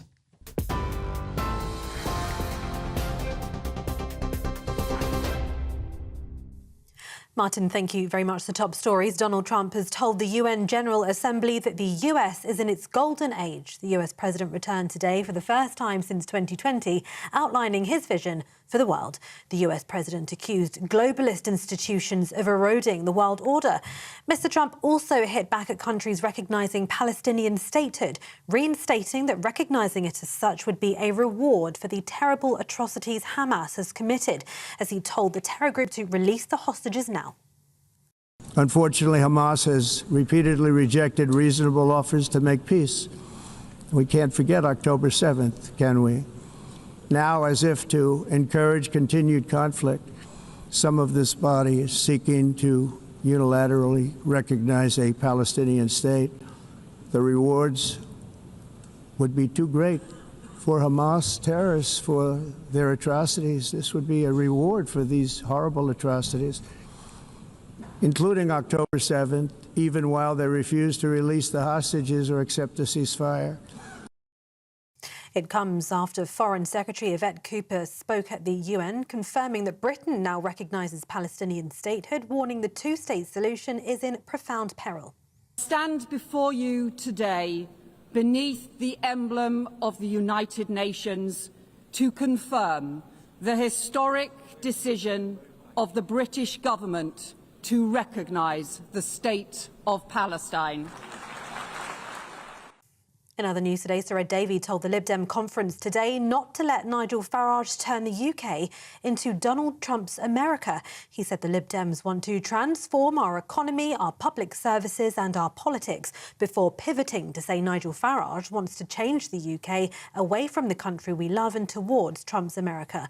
Davey also issued a direct message to disaffected Tory voters thinking of switching away from their traditional party, telling them to join his party to oppose this failing Labour government and offer our great country real change. Imagine living in the Trump-inspired country Farage wants us to become, where there's no NHS. So patients are hit with crippling insurance bills or denied healthcare altogether. That is Trump's America. Don't let it become Farage's Britain. Conference, I've lost count of the people who've told me they voted Conservative all their lives, but now they switch to the Liberal Democrats. And not just because they feel so badly let down by their old party, but because they see their values reflected best in our party. Some breaking news this hour. The Home Office will seek to deport asylum seeker Hadush Kabatu following his 12-month prison sentence for sexually assaulting a 14-year-old girl.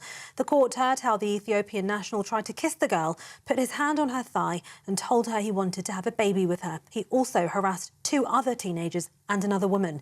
The 38-year-old denied the allegations, calling them fabrications, but the judge said the evidence was clear and consistent. He was sentenced to 12 months. After being found guilty on all 5 charges. His arrest earlier this summer sparked protests and counter-demonstrations outside the Bell Hotel in Epping. The Home Office has lost a Court of Appeal bid to challenge a High Court ruling granting an Eritrean man a temporary block on being deported to France.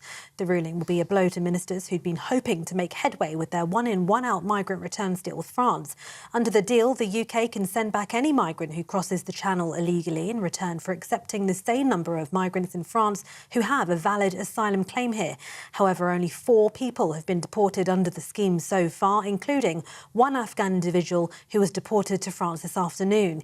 The Eritrean man was granted a temporary block on his removal after he claimed he'd been a victim of modern slavery. Health Secretary Wes Streeting has urged pregnant women to ignore Donald Trump's claims about a link between taking paracetamol and autism. Speaking from the Oval Office, the president said US doctors will soon be told not to prescribe the drug, known by its brand name Tylenol, despite decades of advice that it's safe.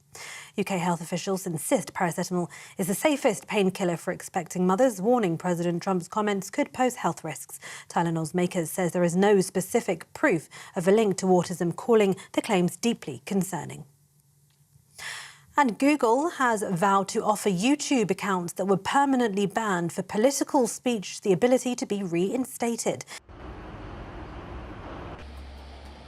Well-known figures like White House counter-terrorism chief Sebastian Gorka and War Room podcast host Steve Bannon, who were permanently banned in recent years for COVID or election-related content. The lawyer representing Google wrote, reflecting the company's commitment to free expression, YouTube will provide an opportunity for all creators to rejoin the platform if the company terminated their channels for repeated violations of COVID and elections integrity policies that are no longer in effect. Those are the latest headlines for now. I'm back in half an hour. Cheers Britannia Wine Club proudly sponsors the GB News Financial Report. Here's a snapshot of today's markets. The pound buying you $1.3522 and €1.1463. The price of gold is £2,798.74 per ounce, and the FTSE 100 is at 9,255 points. Cheers Britannia Wine Club proudly sponsors the GB News Financial Report.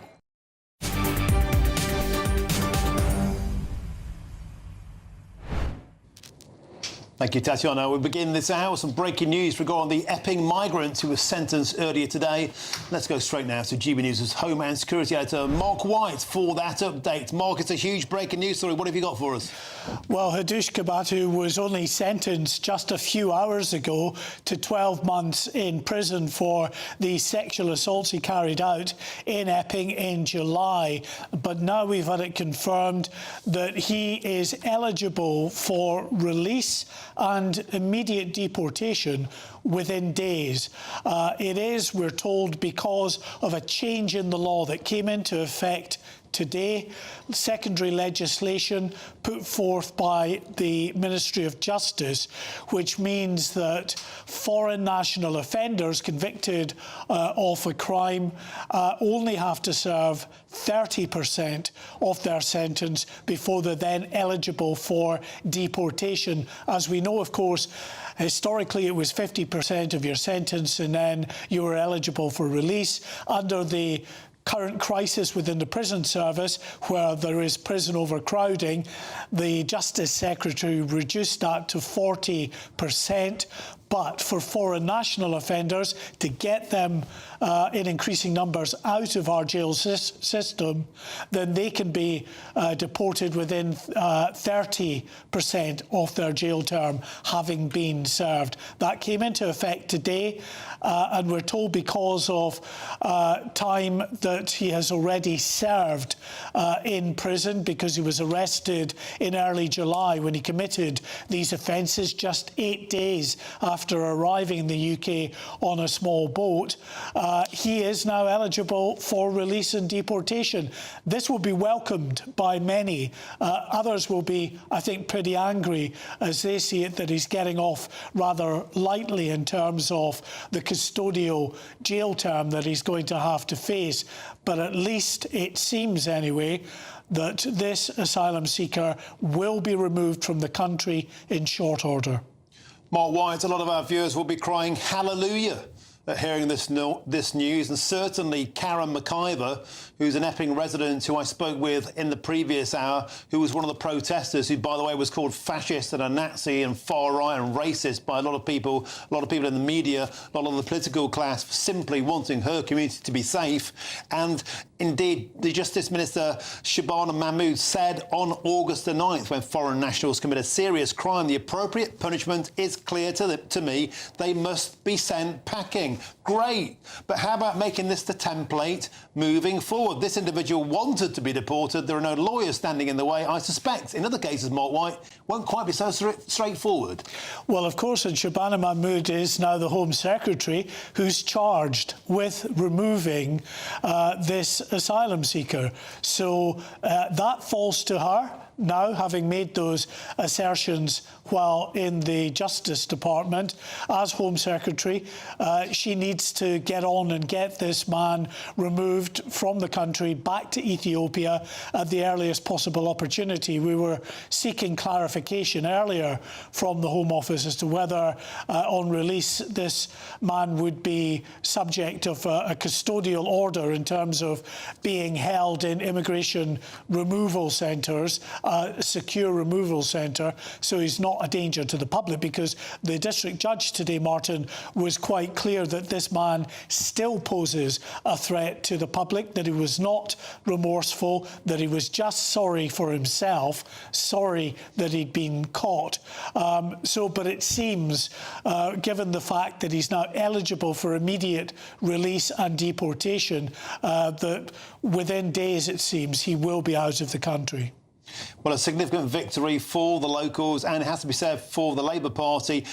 Mark White, I want to get your response to what I think is one of the most astonishing speeches I've seen in my lifetime. Donald Trump at the UN in New York eviscerated the UN. He almost flamethrowed their entire existence, and a particular thing that leapt out was immigration. He said, your countries are going to hell. Open borders, immigration and suicidal energy policies will be the death of Europe. He just said time and time again that open borders will be the death of your countries, and if we don't get a grip on this, then there will be no saving the West. Mark White, what's your reaction to what was an incredible speech? Well, I don't think anybody at the United Nations was expecting a warm and cuddly speech from the US president, but he will have left them with their jaws on the floor, there's no doubt.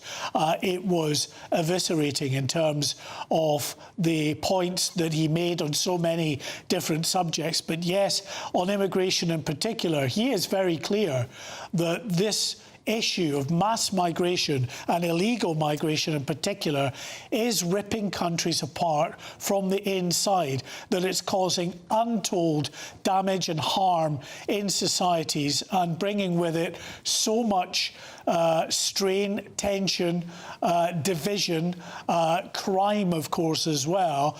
And he points, and I think quite rightly, to what his government has been doing on the southern border. And we saw just last night, of course, from our own correspondent Ben Leo down in Arizona with the local sheriff there, talking about the situation since President Trump has taken over and really empowered the authorities to start blocking those illegals coming into the UK through the southern border, and of course also removing those in the country, that is making a very significant difference. Official figures showing 0 arrivals. Now, that's not to say that 1 or 2 gangs will have snuck on that very long border some people into the country, but officially those that have been detected is down to 0, and that is a remarkable achievement. And that's why, of course, Martin, that just the other day, I'm sure to the uncomfortable embarrassment of Sir Keir Starmer, he made it very public that he had spoken to Sir Keir and told the Prime Minister, basically, get tough, get the military in, guard your borders because of the damage it's doing to your country and so many other countries in Europe. And Mark White, he also name-checked something called the globalist migration agenda. He seemed to intimate that a lot of the delegates in that room were all in on this open borders experiment. He kept calling it that. He even then went as far as to say the United Nations has been paying illegal immigrants to get into the United States through grants, through funds. I reckon a lot of people there, Mark White, they don't need an ambulance after that speech.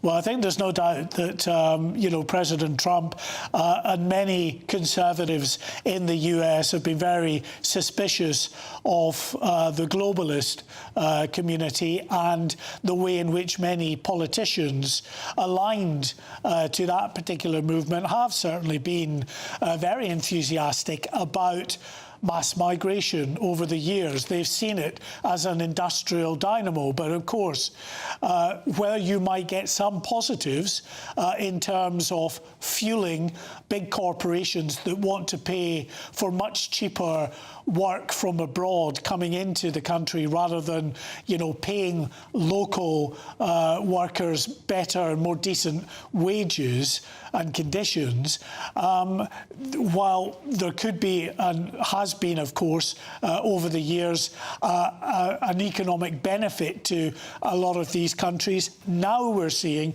big downsides to the mass movement of people into these countries, with the enormous strain that that has put on nations, including, of course, right here in the UK, where our infrastructure, where the schools, the NHS, all of the wraparound services required for people coming into the country are under such enormous strain that other people within the country, the indigenous population, for want of a better word, struggle on a daily basis to get the things they would have taken for granted just 10 or 20 years ago.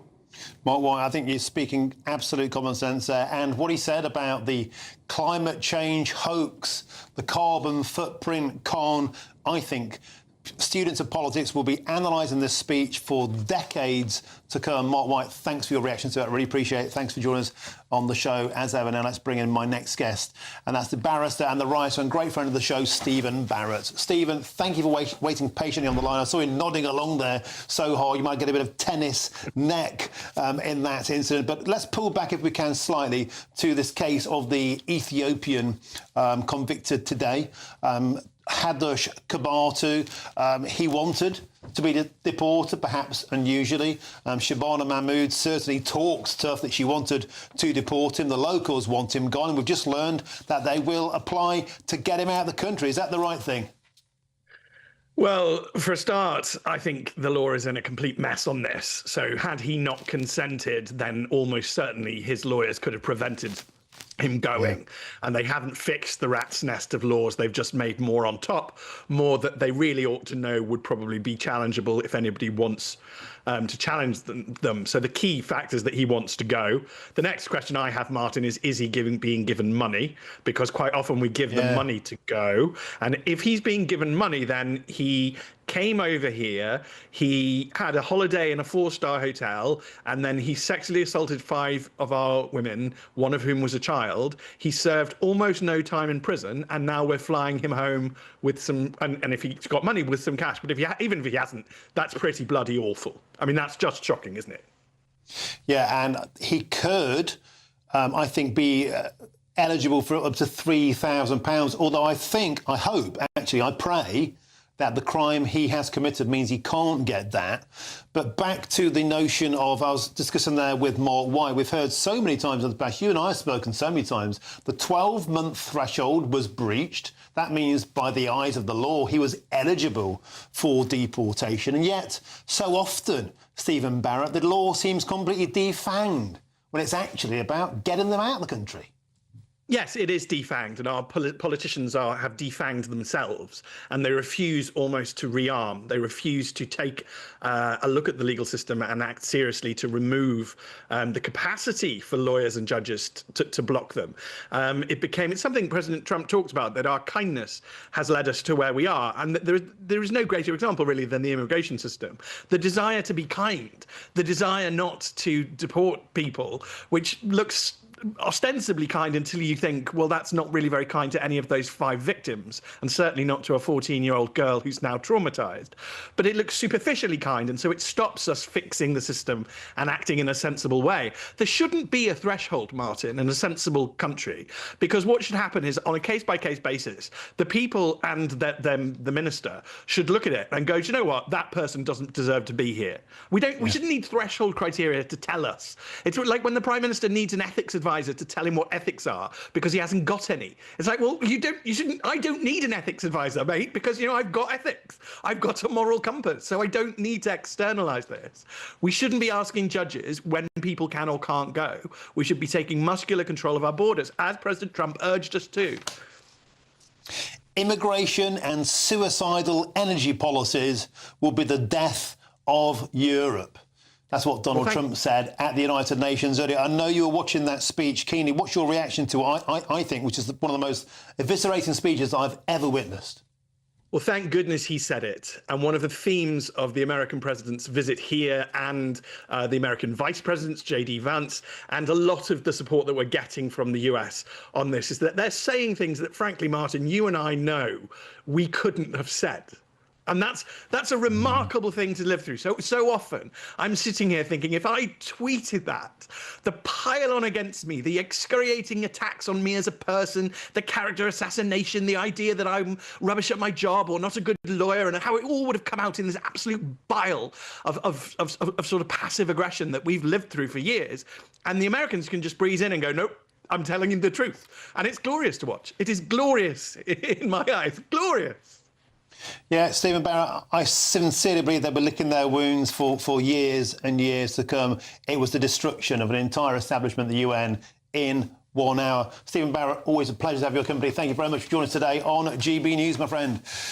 Now, following the sentencing of the individual, a Home Office spokesperson has told GB News this. It is our long-standing policy not to comment on individual cases, but when foreign nationals commit serious crimes in our country, we will always do everything in our power to deport them. This government's deported almost 5,200 foreign national offenders in its first year in office, a 14% increase on the previous year, and we will continue to do everything we can to remove these vile criminals from our streets. Now, coming up next, a left-wing think tank is recommending a £6 billion tax raid on British pensioners to help fill Rachel Reeves' £50 billion black hole. I'll speak to a pensioner next for his thoughts. This is GB News with me, Martin Daubney, on Britain's News Channel. Britain was once the envy of the world. But look around. A nation that no longer knows what it is or where it's going. A country that's broken. How do we fix Britain? How do we bring it back? Friday night with Matt Goodwin at 8 p.m. Only on GB News. Exciting news. Every Friday, my Patrick Christie's Tonight Show is going to have a twist to it. We're welcoming some special guests. You. That's right, on Fridays I'm going to be doing my show in front of a live studio audience because this show is about you and what you have to say. It's going to be the same big debates, same big topics, same big opinions. But every Friday night at 9 p.m, you are invited to come on down to Patrick Christie's Tonight to be a part of the action. Only on GB News, the People's Channel, Britain's news channel. At GB News, we love to hear from you, our loyal community. So drop us a line at gbnews.com/yoursay. There you can talk to each other and also to the presenters live on air. gbnews.com/yoursay, because GB News is your channel, Britain's news channel. Hi, I'm Michelle Dewberry, and my show is your opportunity to cut through all the noise and dive in headfirst to some robust debates. Ideas clash. Situation, no, because the failure is you're deliberately avoiding my point. Nothing's held back. And if you think this is the end of it, wait for more. And we do not shy away from the difficult stuff. Sometimes I want to shake people and say, if only you understood. So join me on Jubes & Co weeknights at 6 p.m, only on GB News, Britain's news channel. Join me, Nana Okoye, for an informative, interactive news programme with a difference. It's fun. No, you didn't say that, Dave. I'm so surprised. I think there's an element of truth to that. Join me from 3 p.m. every weekend, only on GB News, Britain's news channel. Decisions made in Washington aren't just shaping America, they're shaping Britain too. From migration to global security, from crime to health. Whatever happens in the White House today will be felt in your town or city tomorrow. That's why The Late Show is live from Washington, D.C. Cutting through the politics to show you what it all means for Britain. The Late Show live every night at midnight. Only on GB News, Britain's news channel. Westminster's full of talk, but out here, it's the real world. Am I allowed to talk then? No, that's it. This is where it matters, real people and real lives. That's what politics is all about. In fact, has Trump made a good start? No. Straight answers, no spin, and just a couple of pints. How many fingers have I got up? About 10. So join me for Lee Anderson's Real World every Friday at 7 p.m, only on GB News. The People's Channel, Britain's news channel.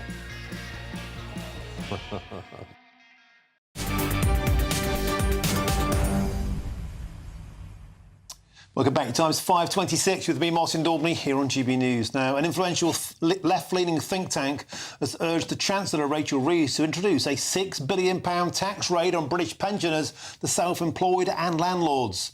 The Resolution Foundation, which has close ties to senior figures in the Labour government, well, they've suggested that Rachel Reeves should cut national insurance by 2p and instead add it to income tax. The problem being, of course, that's currently paid by around 8.7 million British pensioners. Well, for how pensioners are reacting to this, let's now speak with the founder of thepensionervote.com, David Pinless. David, pleasure to have your company as always. Once again, Rachel Reeves has her eyes on pensioners' pots, and I'm assuming pensioners aren't at all happy about it. Well, that's right, Martin. I mean, prior to the election, Labour told us that they had a fully costed plan, rather like they told us that they were going to stop the small boats.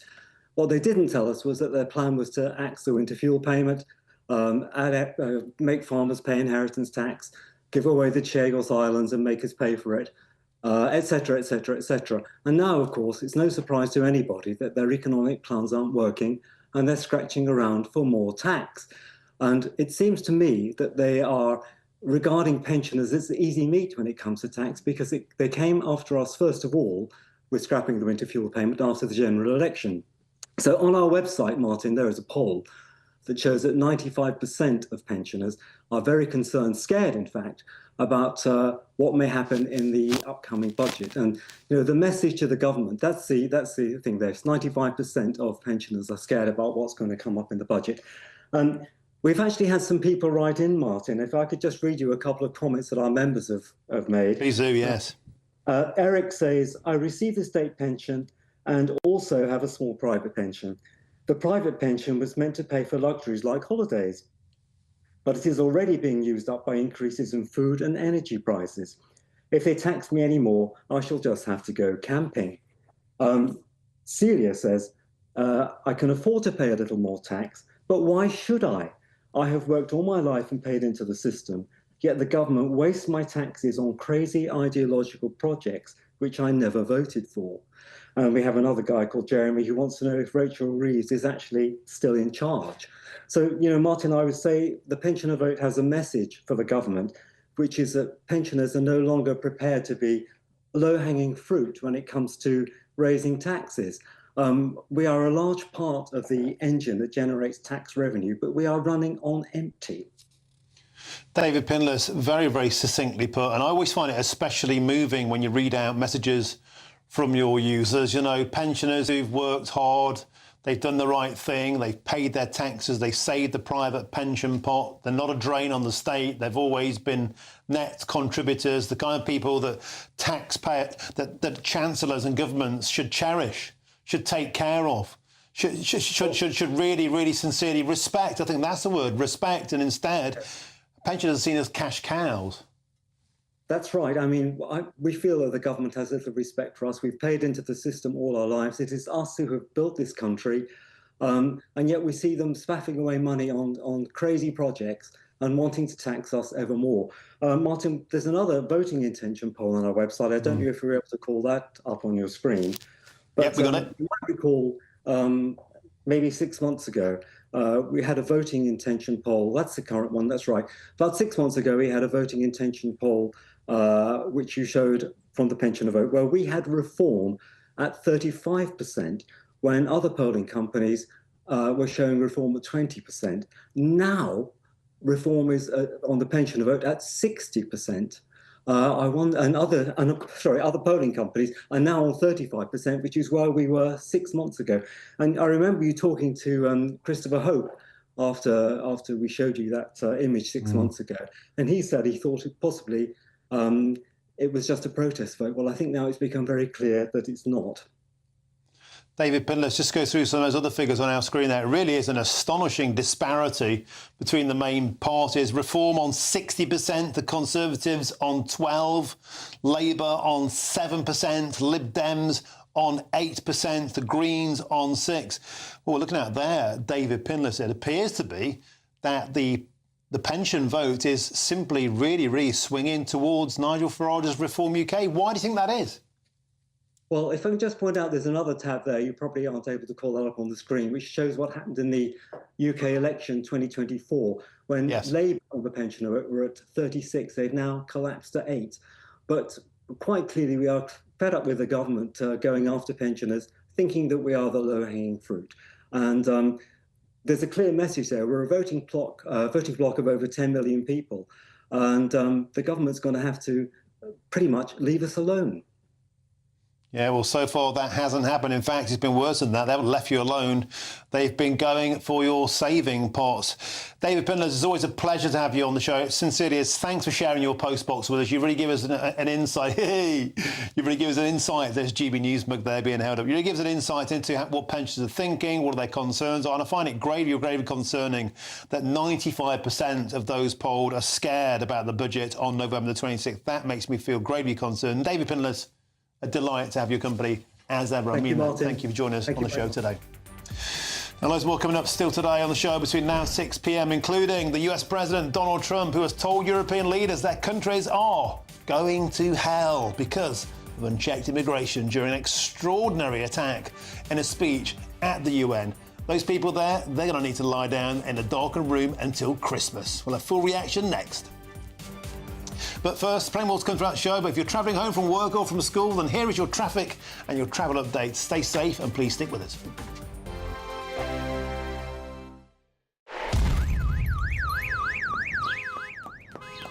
Crash Law 24 sponsors GB News Traffic and Travel Report. Good afternoon, this is the latest AI travel news from GBNews.com. The A96 at Keith faces disruptions due to roadworks with temporary traffic lights. Motorists should anticipate delays and consider extra travel time.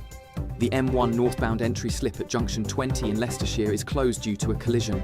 In Bolton, a broken down vehicle on the M6 one northbound exit slip at junction 3 is causing a lane closure. In Suffolk, an overturned vehicle has shut all lanes on the A14 eastbound entry slip at junction 55 Copdock. And on the trains, Great Northern faces delays between Ely and Kings Lynn. For more travel news, go to gbnews.com. Crash Law 24 sponsors GB News Traffic and Travel Report.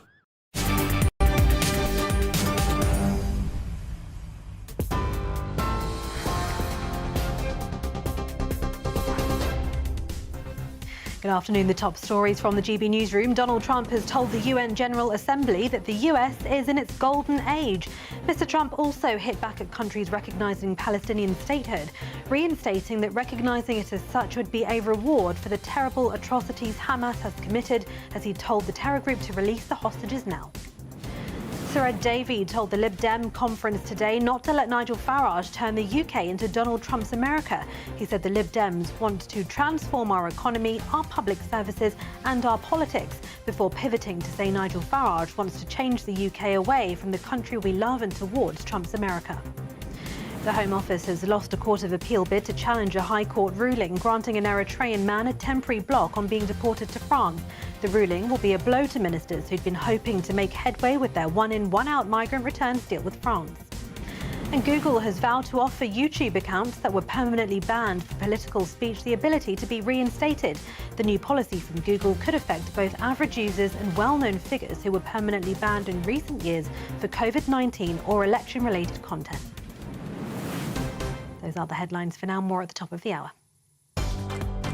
Tune into GB News Radio wherever you are. Online, on DAB digital radio, on TuneIn, on Radio Player and on your smart speaker. Just say, play GB News.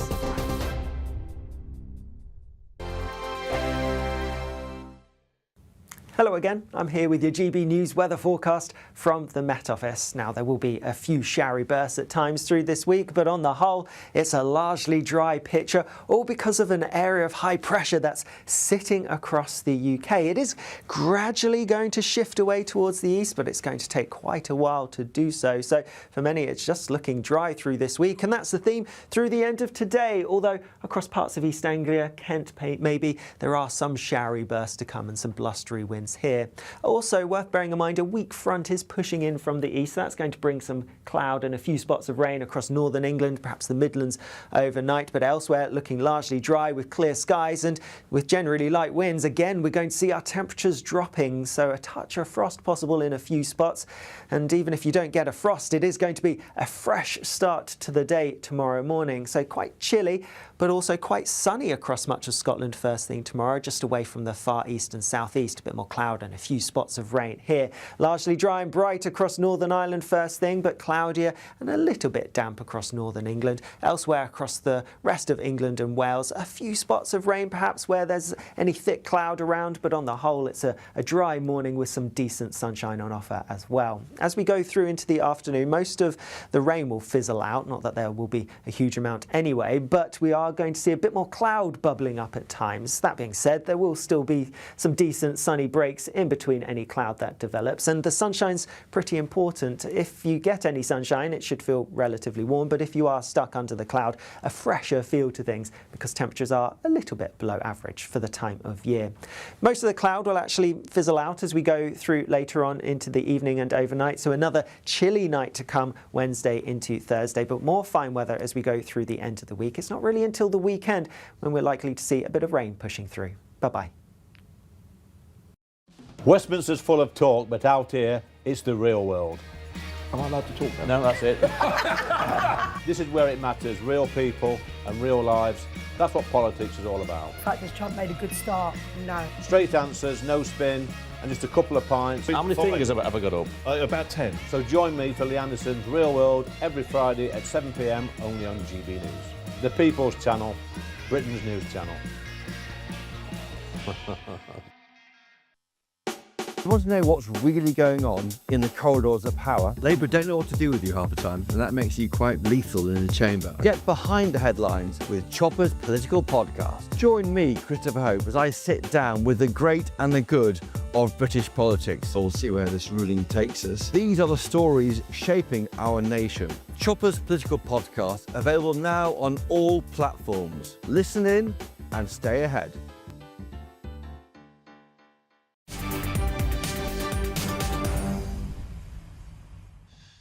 Welcome back. Time is 5:39. You're with me, Martin Daubney, here on GB News. Now, time for our latest Great British giveaway now, and it's our biggest prize to date, worth over £104,000.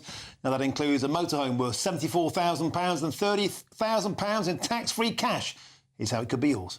You're not going to want to miss our greatest Great British giveaway so far. You could bank an incredible £30,000 in tax-free cash to spend however you like. And if that wasn't enough, you'll also get to drive away in this brand new motorhome. With thanks to Marquis Leisure, this brand new 2025 Benimar Primero could be yours. It comes with all the mod cons you'd expect from a vehicle worth over £74,000 and comfortably sleeps 4 people. This prize package is worth over £104,000. And remember, if you can dream it, you can drive it away.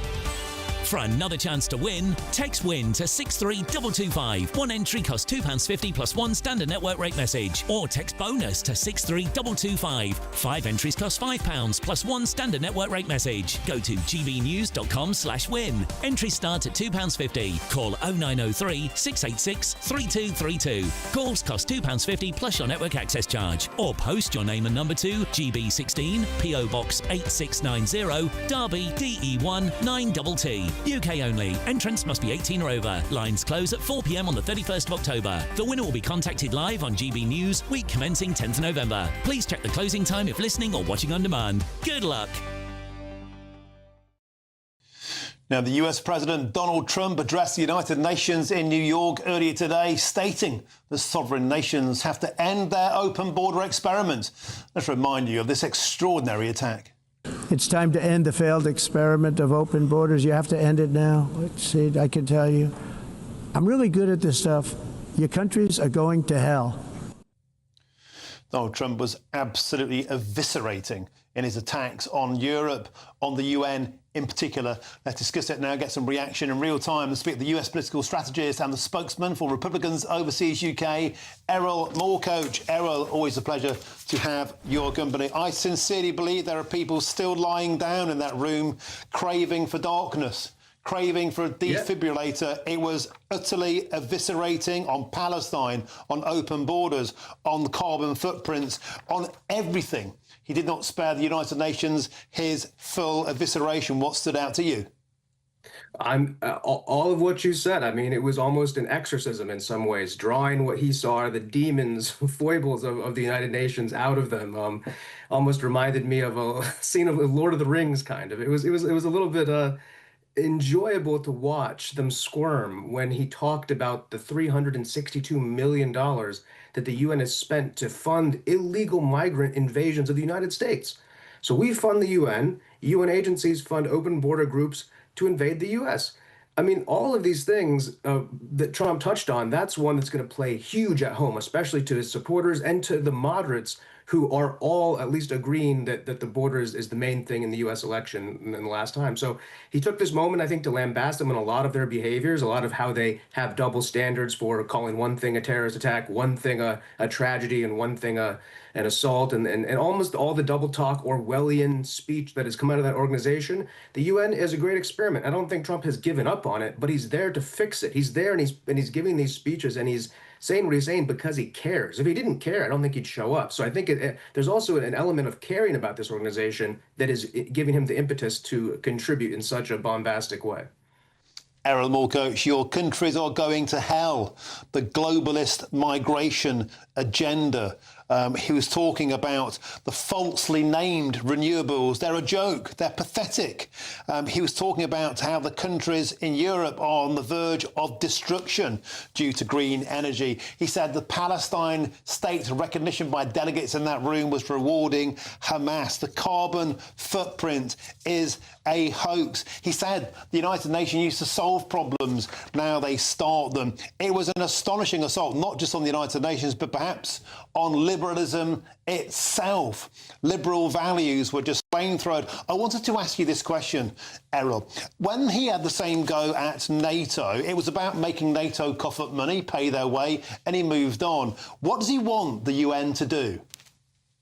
I think he wants the UN to either come back under the umbrella of common sense or to be sort of not taken apart, but reduced in its importance. If it's going to continue counteracting the interests of the United States of America and our values and the values of our allies and the people in those countries, then the UN potentially is something that the US doesn't have as much of an interest as they had in NATO keeping alive. But I think fundamentally what we want is them to come back to the common sense situation. You can't be funding the invasion of the United States of America. You can't be enabling terrorist groups to have the moral or ethical cover that the UN agencies have done. And on top of all of this, the UN is a hotbed for international intelligence agencies to manipulate as well. So you'll oftentimes have votes that are completely asinine, countries that are not even remotely related to the issue. I'm not going to put any country on blast. Every country is a valid country, but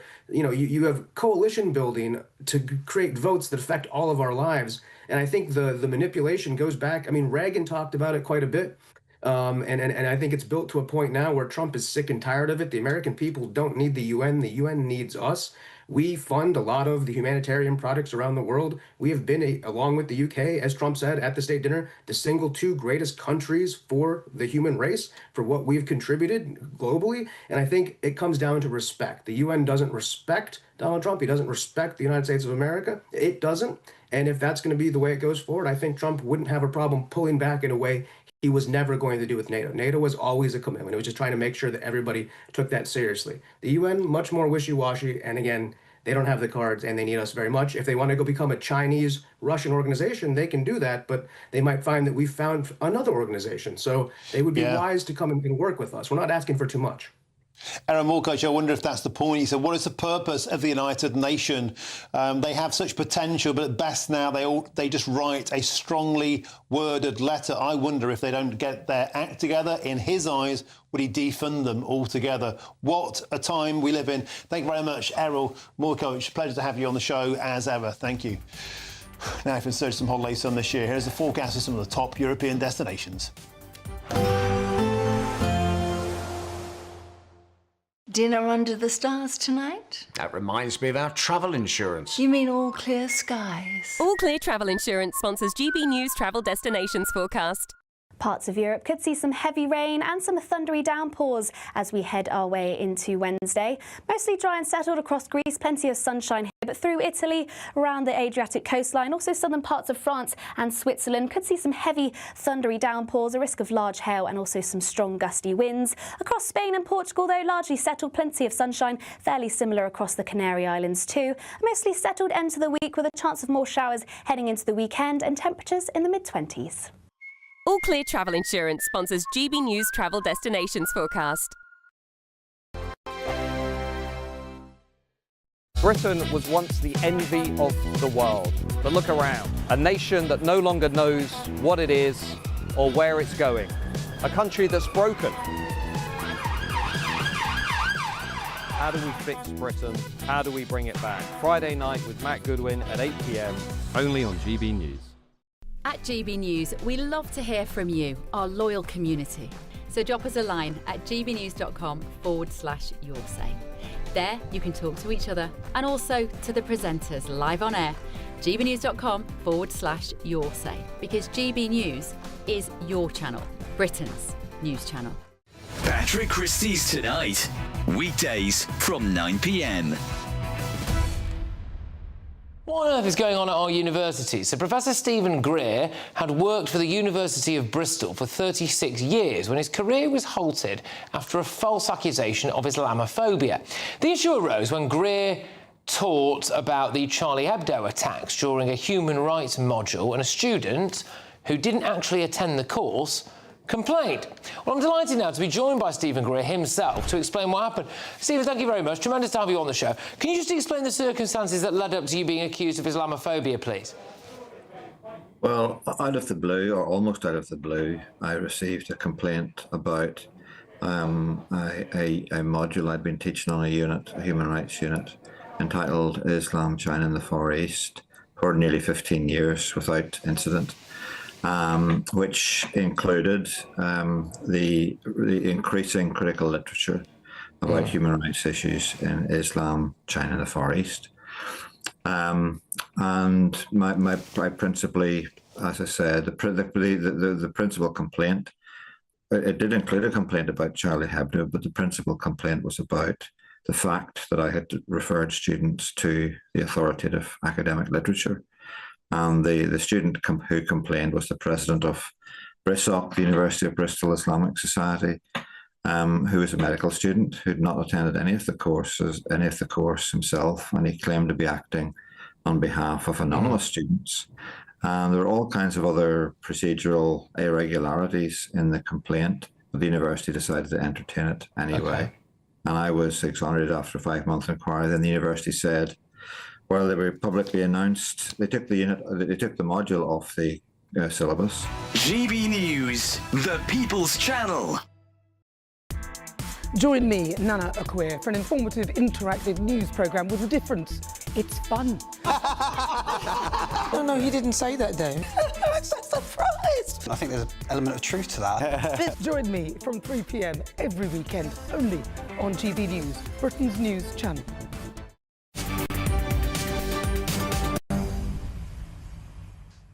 Welcome back. It's 10 to 6 with me, Martin Daubney, here on GB News. Now, a new girl guiding survey reveals that most girls and young women in the UK are changing how they live just to feel safe. From avoiding public transport to not going out after dark, many are reshaping their daily lives, sparking urgent calls for action on harassment and misogyny. I'm joined in the studio by the founder and the director of the Women's Safety Initiative, Jess Gill. Jess, a pleasure to have your company. Thanks for having me on.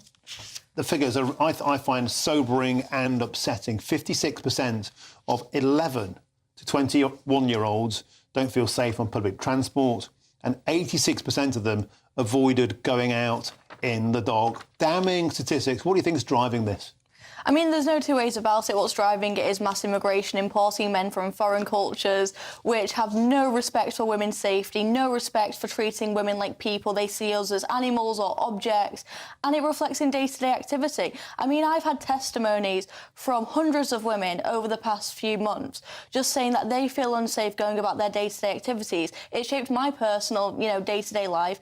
When I go down the street, and I think most normal English people relate to this, you want to say like hi to your neighbour, you want to say like hi to the people going down. But I'm worried if I do that when I'm going to places like Tottenham, where I used to live, which is, I believe, 22.6% white, I just don't feel safe with that, because I feel like if I say hello, they'll treat it like as an advance, like it's an encouragement. Now, of course, we have to say, not everybody that comes to the country is a sex offender. Yeah, no one's saying that. No one's saying that it's more dangerous in those areas. But you're saying this is a change of attitude. People are taking evasive action because of the perceived threat. And I wanted to get your response to the fact that we've seen somebody jailed today in Epping. The individual that was jailed, the Ethiopian, only been here a few days, Hadesh Kabatu, sparked the protests, of course, in Epping and nationwide. And yet we have people like Paloma Faith, Baroness Chakrabarti, and Charlotte Church saying, stop being far right, stop talking out about this. How does it feel to be called far right about standing up for British women's safety? It's absolutely horrible. It's victim shaming. These same women who said that, we have this rape culture, it's that men are to blame for it, they're the ones who call themselves feminists. When it comes to the grooming gangs, when it comes to young girls feeling unsafe because of illegal immigration, they're quiet. A lot of these feminist charities are very quiet about the biggest threat towards women, which is mass immigration, both legal and illegal. Your work goes on, and how many people get into on a weekly basis saying about their concerns in Britain? Oh, we get dozens of messages, both from men and women, because I think men realise there's an issue, and I think they feel like they don't have any power to make that difference because, when they do stand up about it, they're called misogynistic. When in reality, we do need men to protect us, and I don't think that's a misogynistic thing to say. But every day we have testimonies from people from all walks of life saying that they feel unsafe, that they've noticed that their communities are now unsafe. And again, the reality is the elephant in the room is because it's mass immigration. Jess Gill, thank you very much for joining us from the Women's Safety Initiative. It's always a pleasure to have you come in the studio. Thank you, especially for joining us in Westminster today.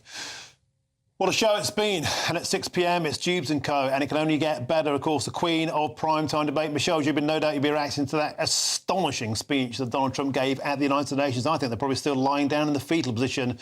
Michelle Jubin, they will be talking about this for years to come, on immigration, on climate change, on the death of Europe, on it being hollowed out from within, of the UN itself being the problem. I just think that they will not get over this for a long time. Michelle Jubin, what's your take? Over to you. Hello, Martin. It was literally popcorn o'clock, wasn't it? I absolutely loved it. I would have loved to have been in that room in the UN, but we'll get into the details of that. Also, 12 months, as you were discussing, 12 months for that guy when it comes to the Epping sex assault. Really? Also, it's all right, though, because the government's planning a speech that tells us they're going to launch a progressive fight back against the decline caused by the far right. OK, see you in a minute.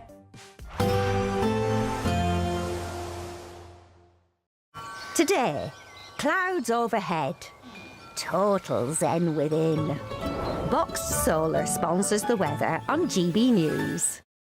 Hello again, I'm here with your GB News weather forecast from the Met Office. Now, there will be a few showery bursts at times through this week, but on the whole, it's a largely dry picture, all because of an area of high pressure that's sitting across the UK. It is gradually going to shift away towards the east, but it's going to take quite a while to do so. So for many, it's just looking dry through this week, and that's the theme through the end of today, although across parts of East Anglia, Kent maybe, there are some showery bursts to come and some blustery winds here. Also worth bearing in mind, a weak front is pushing in from the east. That's going to bring some cloud and a few spots of rain across northern England, perhaps the Midlands overnight, but elsewhere looking largely dry with clear skies and with generally light winds. Again, we're going to see our temperatures dropping, so a touch of frost possible in a few spots. And even if you don't get a frost, it is going to be a fresh start to the day tomorrow morning. So quite chilly, but also quite sunny across much of Scotland first thing tomorrow, just away from the far east and southeast. A bit more cloud and a few spots of rain here. Largely dry and bright across Northern Ireland first thing, but cloudier and a little bit damp across Northern England. Elsewhere across the rest of England and Wales, a few spots of rain perhaps where there's any thick cloud around, but on the whole it's a dry morning with some decent sunshine on offer as well. As we go through into the afternoon, most of the rain will fizzle out, not that there will be a huge amount anyway, but we are going to see a bit more cloud bubbling up at times. That being said, there will still be some decent sunny breaks in between any cloud that develops, and the sunshine's pretty important. If you get any sunshine, it should feel relatively warm, but if you are stuck under the cloud, a fresher feel to things because temperatures are a little bit below average for the time of year. Most of the cloud will actually fizzle out as we go through later on into the evening and overnight, so another chilly night to come Wednesday into Thursday, but more fine weather as we go through the end of the week. It's not really until the weekend when we're likely to see a bit of rain pushing through. Bye-bye. Today, clouds overhead. Total zen within. Box Solar sponsors the weather on GB News.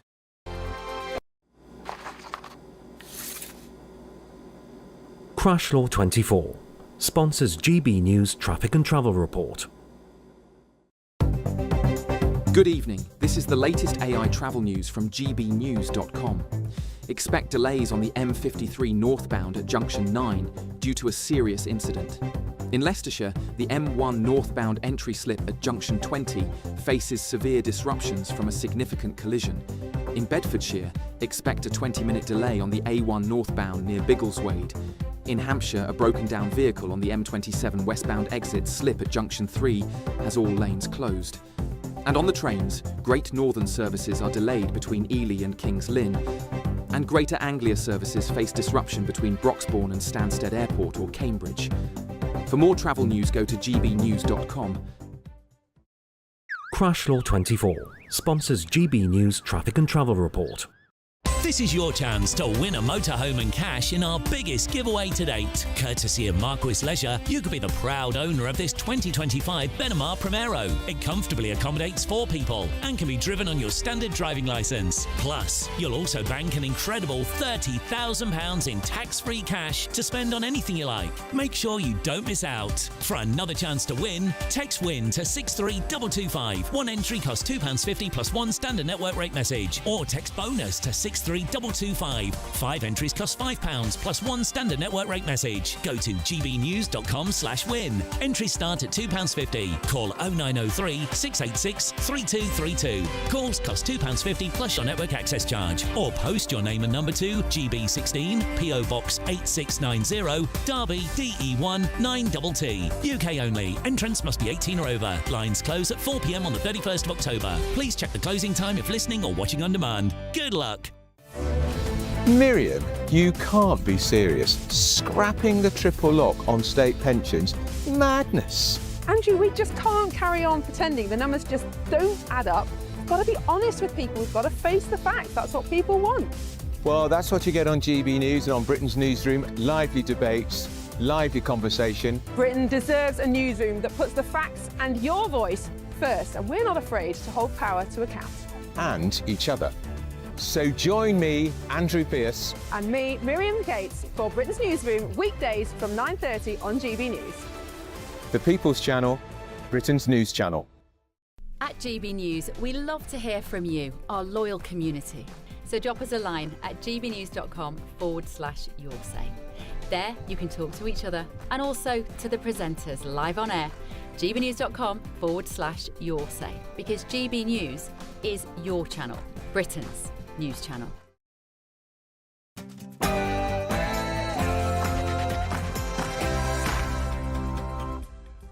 Hello there, it's 6 o'clock. I'm Michelle Dewberry and this is Tubes & Co. Coming up tonight. Your countries are going to hell. Let me tell you now, it was popcorn o'clock today as Donald Trump addressed the UN. He was not holding back. That was him there saying our countries are going to hell, you guessed it, because of uncontrolled immigration. He also accused the UN of funding an assault on our countries. And when it came to Sadiq Khan, he did not hold back. We'll take a look at all of that. And the not-so-small Burt migrant whose sex attack started protests across the country has today been sent to prison for a mere 12 12 months. What do you think to that? And if Keir Starmer was hoping to catch a break, I can tell you now that's not coming anytime soon, as new financial figures out show today that we are going to be the worst performing of the G7. But it's all right, don't worry everybody, because Keir Starmer is planning a speech this week to tell us that we're at a crossroads, you don't say. But again, it's going to be all right because the government is planning a progressive fight back against the decline and division fueled by what they call the far right. OK.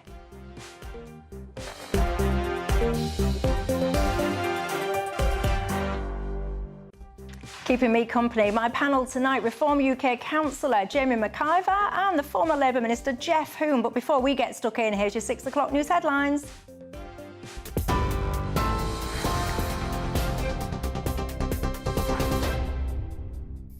Michelle, thank you. The top stories. Donald Trump has told the UN General Assembly that the US is in its golden age. The US president returned today for the first time since 2020, outlining his vision for the world.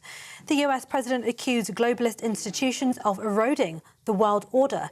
He also hit back at countries recognising Palestinian statehood, reinstating that recognising it as such would be a reward for the terrible atrocities Hamas has committed, as he told the terror group to release the hostages now. Unfortunately, Hamas has repeatedly rejected reasonable offers to make peace. We can't forget October 7th, can we?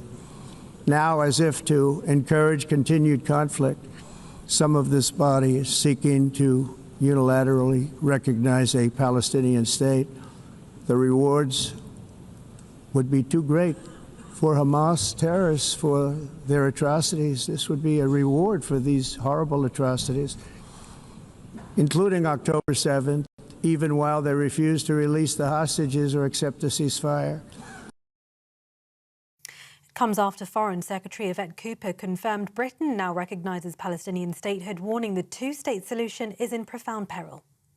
I stand before you today beneath the emblem of the United Nations to confirm the historic decision of the British government to recognise the State of Palestine.